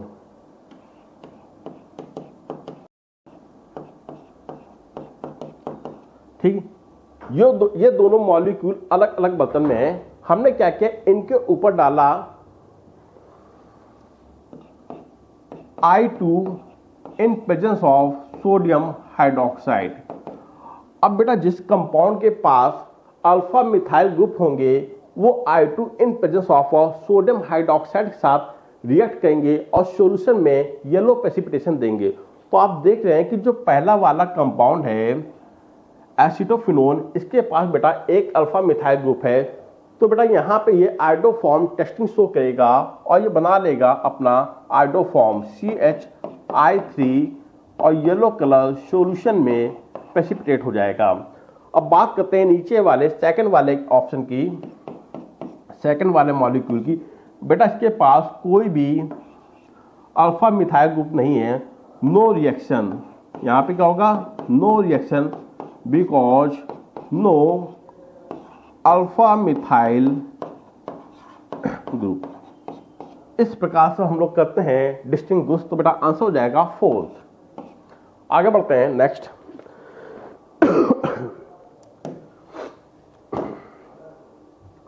The stability of plus oxidation state among aluminium, gallium, indium and thallium increase in the sequence. आई भाई बेटा यहाँ पे +1 ऑक्सीडेशन स्टेट को लेके आपसे स्टेबिलिटी का ऑर्डर पूछा गया, तो आप लोग ध्यान रखेंगे कि जब +1 को लेके ऑक्सीडेशन स्टेट में स्टेबिलिटी का ऑर्डर पूछा जाए तो डाउन द ग्रुप आने पे स्टेबिलिटी इंक्रीज कर जाती है, तो डाउन द ग्रुप आने पे स्टेबिलिटी इंक्रीज कर जाएगी। तो बेटा इसका आंसर हो जाएगा 1st।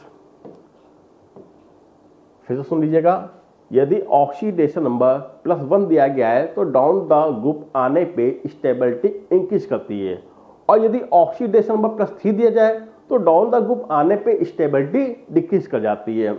आइए आगे बढ़ते हैं क्वेश्चन नंबर 79 पे। Clemmensen reduction of a ketone is carried out in the presence of which of the following। बेटा क्लीमेंसन रिडक्शन, जैसा कि आप लोग जानते हैं, जब हम किसी कार्बोनिल कंपाउंड जब किसी ऑक्सीजन कंटेनिंग कंपाउंड के ऊपर हम लोग क्लीमेंसन रिडक्शन करते हैं, जैसे हमने यहां पे ले लिया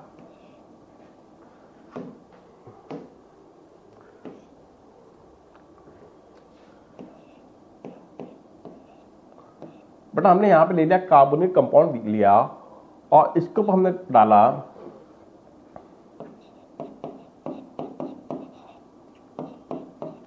प्लस कंसंट्रेशन HCl।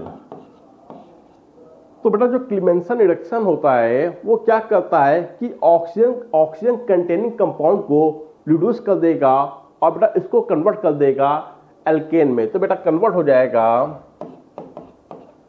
एल्केन बना लेगा। ठीक है, तो आंसर क्या हो जाएगा, 2nd। आइए आगे बढ़ते हैं क्वेश्चन नंबर 80।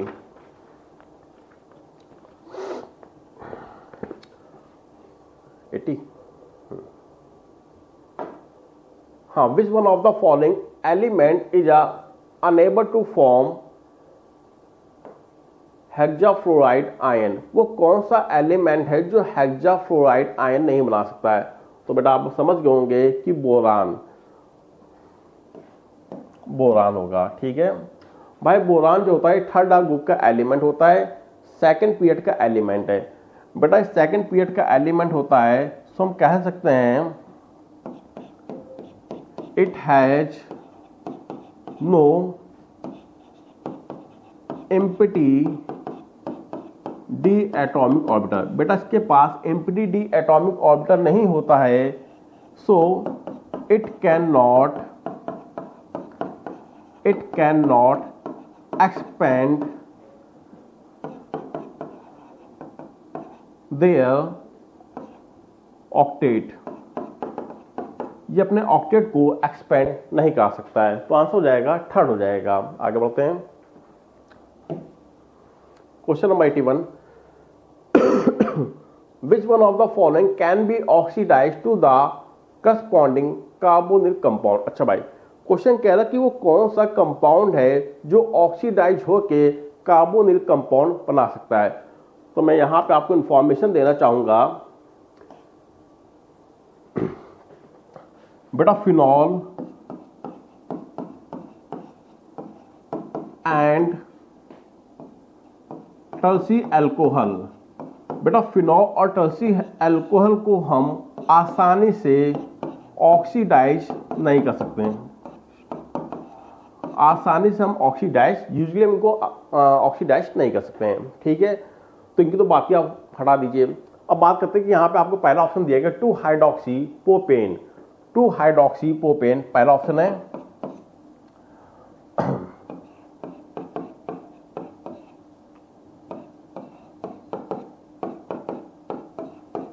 बेटा ये हो गया 2 हाइड्रोक्सी प्रोपेन हो गया। आपने देखा कि आपका सेकेंडरी अल्कोहल होगा, और बेटा सेकेंडरी अल्कोहल को जब आप ऑक्सीडाइज करेंगे तो कन्वर्ट हो जाता है कीटोन में, ये कन्वर्ट हो जाएगा कीटोन में। यस, जो सेकेंडरी अल्कोहल होगा ये ऑक्सीडाइज होके कार्बोनिल कंपाउंड देगा। तो पहला ऑप्शन तो आपका बिल्कुल सही हो गया। सेकंड वाला ऑप्शन क्या, आल्थो नाइट्रो फिनॉल, मैं आपको पहले बता चुका कि फिनॉल ऑक्सीडाइज नहीं हो पाएगा। थर्ड को फिनॉल दिया गया, गलत है।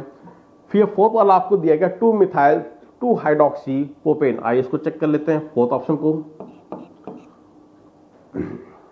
प्रोपेन CH3 2 हाइड्रोक्सी हो गया, 2 मिथाइल हो गया, और ये हो गया प्रोपेन हो गया। बेटा ये आपने देखा जब आपने 2 मिथाइल 2 हाइड्रोक्सी प्रोपेन का स्ट्रक्चर बनाया तो आपने देखा कि यहाँ पे ये आपको टर्सी अल्कोहल मिल गया, और मैं आपको बता चुका हूँ कि जो टर्सी अल्कोहल होते हैं ये ऑक्सीडाइज नहीं होते हैं यूजुअली। तो बेटा हमारा आंसर क्या हो जाएगा, फर्स्ट हो जाएगा। ठीक है, चलिए भाई आगे बढ़ते हैं। Next, for the reaction delta H की वैल्यू आपको गिवन और विच of the following statement is not a true. Question पूछा गया, बताइए कौन सा स्टेटमेंट सही नहीं है। तो पहला आपको ऑप्शन दिया गया है कि the equilibrium constant for the reaction is uh given by Kp equal to CO2 upon CH4 into O2। भाई यहाँ पे देखिए जब आप इसके लिए Kp का एक्सप्रेशन लिखेंगे तो बेटा जो बैलेंसिंग कोएफिशिएंट होता है, जो बैलेंसिंग कोएफिशिएंट होती हैं वो कंसंट्रेशन की पावर पे चली जाती हैं या पार्शियल प्रेशर की पावर पे चली जाएंगी। तो बेटा यहाँ पे आपने देखा CO2, हाँ यहाँ पे आपने देखा ये तो लिक्विड, इसको हटा ही दिया आप, इसको हम लोग Kp में कंसीडर नहीं करेंगे। तो बेटा यहाँ पे आपने देखा कि O2 का जो बैलेंसिंग कोएफिशिएंट कितना है, 2 है।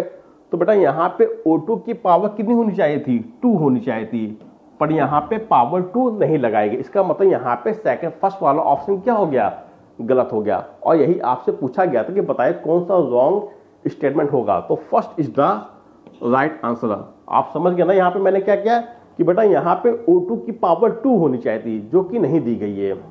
अगला देख लेते हैं, addition of a methane gas या O2 gas at a equilibrium will cause shift to the right. अच्छा भाई, इन्होंने कहा यदि हम मीथेन या O2 गैस को बढ़ाते हैं तो रिएक्शन फॉरवर्ड डायरेक्शन में शिफ्ट होगी। बिल्कुल सही कहा गया है। यदि आप रिएक्टेंट साइड पे कंसंट्रेशन को बढ़ाएंगे तो रिएक्शन फॉरवर्ड डायरेक्शन में शिफ्ट हो जाएगी। अगला क्या है, the reaction is exothermic gas. यहां पे बेटा एंथैल्पी ऑफ रिएक्शन आपको नेगेटिव दी गई है, तो रिएक्शन हो जाएगी एक्सोथर्मिक हो जाएगी, बिल्कुल सही है। Fourth, at equilibrium the concentration of CO2 gas and H2O are not equal, बिल्कुल सही दिया गया है बेटा। यहां पे देखेंगे एट इनिशियल टाइम पे जब 1 मोल CO2 गैस के बनते हैं तो 2 मोल H2O लिक्विड के बनते हैं, ठीक है, बिल्कुल सही है। Next, which alkene on ozonolysis gives which ozonolysis gives CH3 CH2 CHO and CH3CO CH3। अच्छा भाई, कौन सी एल्कीन हमें एल्डिहाइड और कीटोन देगी? आइए, पहला ऑप्शन आपको दिया गया, चेक कर लेते हैं बेटा। ओजोनोलिसिस में आपको कई बार बता चुका हूं, बहुत ही सिंपल है, आपको कुछ नहीं करना। पहला ऑप्शन हम लोग ट्राई करने जा रहे हैं, CH3 CH2 single bond CH double bond C, और इससे लग गए 2 मिथाइल ग्रुप लग गए। बेटा देखो, जब कभी आपको ओजोनोलिसिस करनी हो, आप कुछ मत कीजिएगा, carbon to carbon multiple bond को काटेंगे, carbon to carbon multiple bond को काटेंगे और एक एक ऑक्सीजन दोनों तरफ दे देंगे, आपका डिजायर्ड प्रोडक्ट तैयार हो जाएगा। तो बेटा यहां पे आपका बन जाएगा CH3 CH2 CHO, यस, ये आपका बन गया प्रोपेनॉल बन गया। और सेकंड आपका बन जाएगा एसीटोन CH3 CO CH3। बेटा यहां पे आपको प्रोपेनॉल एंड एसीटोन प्राप्त हो रहा है, first is the right answer हो जाएगा।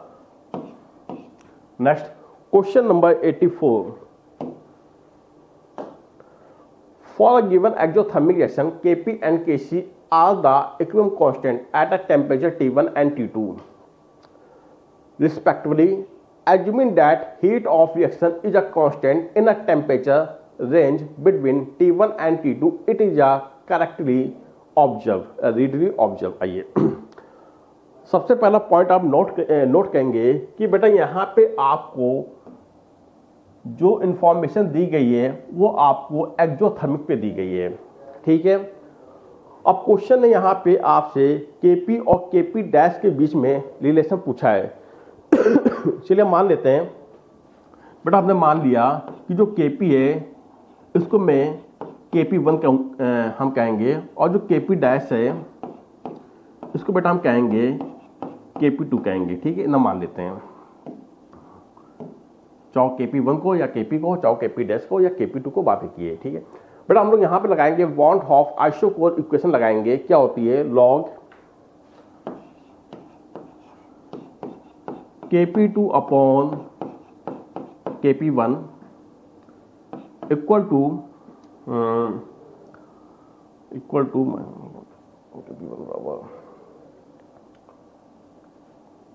Delta H upon 2.303 R 1 upon T2 minus 1 upon T1।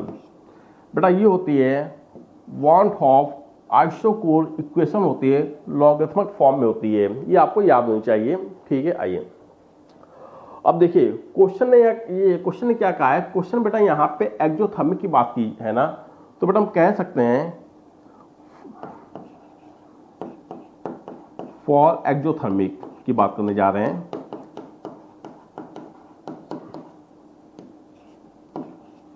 बेटा अगर बात की जाए एक्सोथर्मिक की बात की जाए तो बेटा यहाँ पे डेल्टा एच के स्थान पे आएगा नेगेटिव आएगा ना, क्योंकि एक्सोथर्मिक के लिए जो डेल्टा एच की वैल्यू होती है वो नेगेटिव होती है। तो हम कह सकते हैं कि log Kp2 upon Kp1 equal to negative कह सकते हैं। अब बेटा हम लोग यहाँ पे लगाएंगे लॉग की प्रॉपर्टी लगाएंगे, so log Kp2 minus log Kp1 equal to negative. बेटा यहाँ पे आपने देखा जब आपने log Kp2 minus log Kp1 किया तो वैल्यू आई नेगेटिव, मतलब Kp2 minus Kp1 equal to negative आ रहा है। तो बेटा यहाँ से ये निष्कर्ष निकल के आया कि Kp1 is greater than Kp2। तो हम कह सकते हैं कि Kp1, तो बेटा कह सकते हैं कि Kp1 is greater than Kp2। और Kp1 किसको डिनोट कर रहा है? Kp को। आंसर क्या हो गया? फर्स्ट हो गया। और Kp2 किसको डिनोट कर रहा है? Kp डैश को। First answer is the right answer हो जाएगा एक्सोथर्मिक रिएक्शन के लिए जो Kc होता है टेम्परेचर के इनवर्स होता है। आगे बढ़ते हैं। बेटा कंसीडर द फॉलोइंग रिएक्शन। चलिए भाई सुनो भाई, जब कभी आपको किसी भी क्वेश्चन में एसिड क्लोराइड दिख जाए in presence of a lead in presence of a barium sulphate, तो वहां पे आप समझ जाएंगे कि यहां पे होगा रोजनमुंड रिडक्शन होगा। क्या होगा? रोजनमुंड रिडक्शन होगा। तो बेटा यहां पे सिंपली होता क्या है कि यहां पे बेटा आपने ले लिया बेंजोइल क्लोराइड, ये आपने लिया है बेंजोइल क्लोराइड लिया है, और बेटा इसका आपने करा दिया हाइड्रोजिनेशन करा दिया है। जब बेटा आप इसका हाइड्रोजिनेशन कराएंगे इन presence of a palladium in presence of barium sulphate, तो बेटा ये बन जाता है बेंजल डिहाइड, ये बन जाएगा बेंजल डिहाइड। तो आंसर क्या हो जाएगा? कोई दिया गया? Yes, first is the right answer. This reaction जो कॉल्ड रोजनमुंड रिडक्शन कहलाती है। आगे बढ़ते हैं। Question number 86। क्वेश्चन नंबर 86 क्या? What is the IUPAC name of the organic compound form in the following chemical reaction. अच्छा भाई, क्वेश्चन ने क्या क्या है? क्वेश्चन कह रहा है कि पहले यहाँ पे केमिकल रिएक्शन होगी, केमिकल रिएक्शन के बाद बेटा यहाँ पे प्रोडक्ट पी बनेगा, और फिर बताइए इस प्रोडक्ट पी का आईयूपीएसी नेम क्या होगा। आइए, तो बेटा यहाँ पे आपको क्या क्या गिवन है? एसीटोन,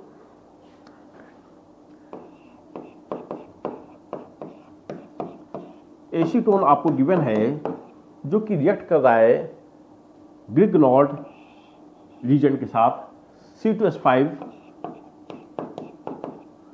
MgBr, ये आपको दिया गया फर्स्ट स्टेप में, दिया गया फर्स्ट स्टेप पे दिया गया है।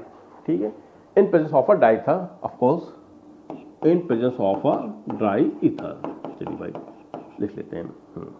आइए, डाई ईथर इसलिए लेते हैं ताकि वो रिएक्शन में पार्टिसिपेट नहीं करता, क्योंकि आइए तो बेटा ग्रिग्नॉल्ड रीजन ये ऑर्गेनोमेटेलिक कंपाउंड होता है, और जो ऑर्गेनोमेटेलिक कंपाउंड होते हैं source of a carbon ion होते हैं। मतलब ये बॉन्ड टूटेगा बेटा, इस कार्बन इस एल्काइल ग्रुप पे नेगेटिव चार्ज आएगा और मैटर पे आएगा पॉजिटिव चार्ज आएगा। अब आपने देखा जो सब्सटेंस है यहाँ पे कार्बन टू ऑक्सीजन बॉन्ड बनाए बेटा, ये पाई बॉन्ड ऑक्सीजन पे शिफ्ट हो जाएगा तो ऑक्सीजन पे नेगेटिव चार्ज आएगा और कार्बन पे पॉजिटिव चार्ज आएगा। ठीक है, अच्छा भाई अब देखो क्या है भाई, नेगेटिव को चाहिए प्लस और प्लस को चाहिए नेगेटिव, मतलब नेगेटिव को चाहिए पॉजिटिव और पॉजिटिव को चाहिए नेगेटिव। तो बेटा होगा क्या कि जो कार्बन आयन है ये आके इस पॉजिटिव वाले कार्बन पे आके अटैक कर देगा, और बेटा यहाँ से जो पॉजिटिव चार्ज स्पीसीज है वो आके इस नेगेटिव चार्ज स्पीसीज के ऊपर आके अटैक करेगी। तो यहाँ पे आपका इंटरमीडिएट बनेगा। फिर सेकंड स्टेप में हम लोग इसकी कहेंगे हाइड्रोलिसिस कहेंगे, तो वहाँ पे बेटा आपको प्राप्त हो जाएगा अल्कोहल। तो मैं यहाँ पे इंटरमीडिएट नहीं बना रहा हूँ, मैं सीधे यहाँ पे प्रोडक्ट बना दे रहा हूँ।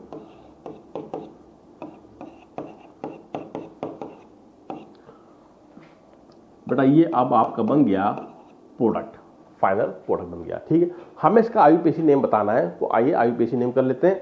आईयूपीएसी नेम करना आप लोग को आता है।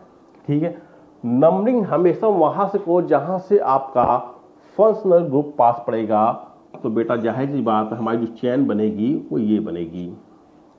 ठीक है, और नंबरिंग कहाँ की जाएगी? 1 2 3 और 4।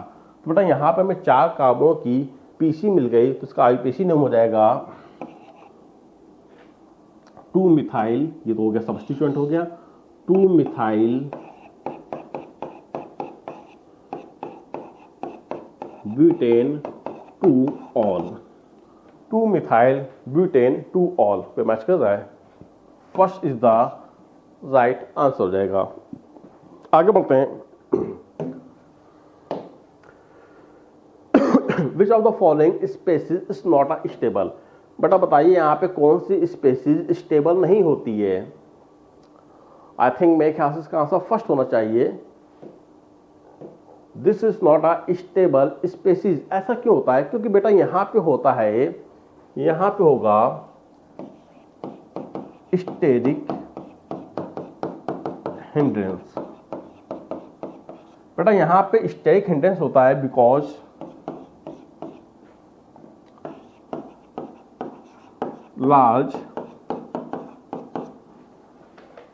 Large anion.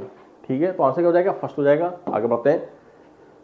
Question number 88, if formaldehyde and potassium hydroxide are heated then we get. बेटा यहां पे फॉर्मल्डिहाइड को हम हीट कर रहे हैं कंसंट्रेटेड पोटेशियम हाइड्रोक्साइड। बेटा ये होगा सिंपल कैनिजारो रिएक्शन हो जाएगी। ठीक है, यहां पे बेटा फॉर्मल्डिहाइड को आपने लिया है कंसंट्रेटेड पोटेशियम हाइड्रोक्साइड सा लिया है, यहां पे कोई भी अल्फा हाइड्रोजन नहीं है, तो बेटा यहां पर होगा सिंपल कैनिजारो रिएक्शन होगा। याद रखिएगा, सिंपल कैनिजारो रिएक्शन।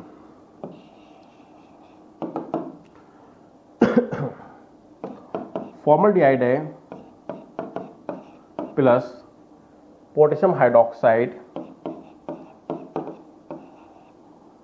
तो बेटा यहां पे फॉर्मेशन हो जाएगा मिथेनॉल का। क्या बनेगा? मिथेनॉल का फॉर्मेशन हो जाएगा, या आप कह सकते हो मिथाइल अल्कोहल। आपको याद होना चाहिए था कि जब कभी फॉर्मल्डिहाइड को हम कंसंट्रेटेड बेस के साथ रिएक्ट कराते हैं तो मिथाइल अल्कोहल का फॉर्मेशन होता है, and this reaction is called simple Cannizzaro reaction. Question number 89 पे चलते हैं। Hydrolysis of a sucrose is given by the following reaction. भाई आपको रिएक्शन गिवन है और यहाँ पे आपको केसी की वैल्यू गिवन है एट अ 300 केल्विन टेम्परेचर पे, और क्वेश्चन में आपसे बेटा delta G not for the reaction आपसे पूछा गया है। क्वेश्चन में आपसे डेल्टा जी नॉट की वैल्यू पूछी गई। सिंपली यहाँ पे आप लगाएंगे van Hoff isochore equation लगाएंगे और आपका आंसर आपके पास होगा। तो delta G not equal to क्या हो जाएगा? 8.3 डेल्टा जी नॉट। बेटा यहाँ पे इक्वेशन लगा देंगे, delta G not equal to minus 8.314 T, और यहाँ पे हो जाएगा ln kc। ठीक है, कोई आंसर मैच कर रहा है? क्वेश्चन नंबर 89 का yes, first is the right answer हो जाएगी। बेटा मैंने यहाँ कुछ नहीं किया, मैंने यहाँ पे सिंपली सिर्फ इक्वेशन लिखी है और कुछ नहीं करना है। Delta G not equal to, चलिए लिख देते। अच्छा देखिए इक्वेशन होती क्या है, delta G not equal to minus का आर टी ln kc होता है। ठीक है ना, delta G not equal to minus का आर टी ln kc होती है। बेटा यहाँ पे जो r की वैल्यू होगी वो हम लोग रखेंगे 8.314 रखेंगे, ये मैंने रखा है बस। ठीक है, और टेम्परेचर कितना लोगे? 300 केल्विन लोगे, तो first answer the right answer हो जाएगा आपका। आगे बढ़ते हैं। Question number 90, name of two types of the structure of a silicate in which one oxy atom of a is a share. बेटा जो वन ऑक्सी एटम शेयर होता है उसे हम कहते हैं पायरोसिलिकेट में। कहां पे होता है? पायरोसिलिकेट पे। याद कीजिए, स्ट्रक्चर बना के दिखाने की जरूरत नहीं है।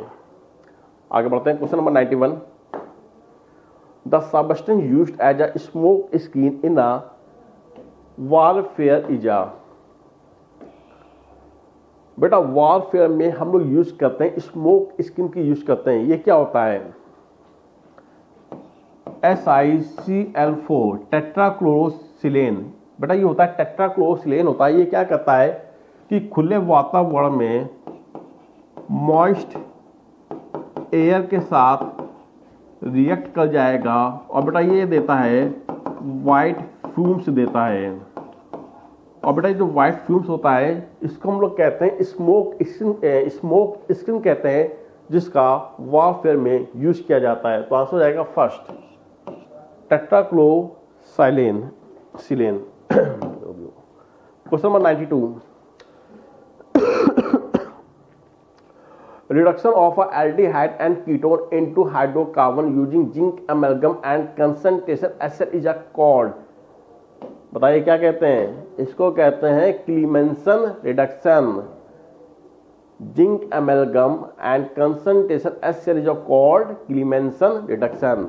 Next, percentage of a lead pencil is, बेटा फॉर काइंड योर इंफॉर्मेशन कि जो लेड पेंसिल होती है इसमें बेटा लेड का जो परसेंटेज होता है वो 0% होता है। यस, लेड पेंसिल में बेटा लेड पेंसिल में ग्रेफाइट पाया जाता है और बेटा पाया जाता है क्ले पाया जाता है। बेटा इसमें ग्रेफाइट, इसमें जो लेड का जो परसेंटेज वो कितना है? 0 है। तो आंसर क्या हो जाएगा? थर्ड हो जाएगा। ओके, आगे बढ़ते हैं।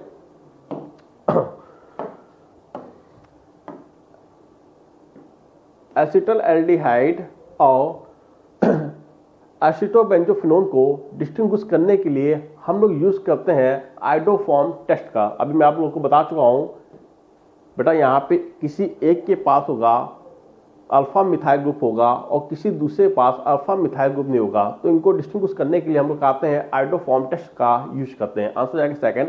Next, question number 95, the reaction question for the reaction, the reaction will proceed from right to left if, अच्छा चलो भाई, एटा इक्विलिब्रियम पे आपकी जो केमिकल रिएक्शन है वो फॉरवर्ड डायरेक्शन में कि बैकवर्ड डायरेक्शन में, ये हम नहीं बता सकते हैं। हाँ, बट यदि आपको रिएक्शन क्वेश्चन की इंफॉर्मेशन दे दी जाए तो बेटा आप बता सकते हैं कि आपकी रिएक्शन फॉरवर्ड डायरेक्शन में होगी कि बैकवर्ड डायरेक्शन में होगी कि एटा इक्विलिब्रियम पे होगी। ठीक है, आइए तो बेटा देखो, पहली बात कि जो रिएक्शन क्वेश्चन क्यों होता है इसको हम एनी टाइम किसी भी टाइम पे निकाल सकते हैं। केसी को हम लोग निकालते थे एटा इक्विलिब्रियम पे, बट रिएक्शन क्वेश्चन को आप एनी टाइम किसी भी टाइम पे निकाल सकते हैं। सुनिए,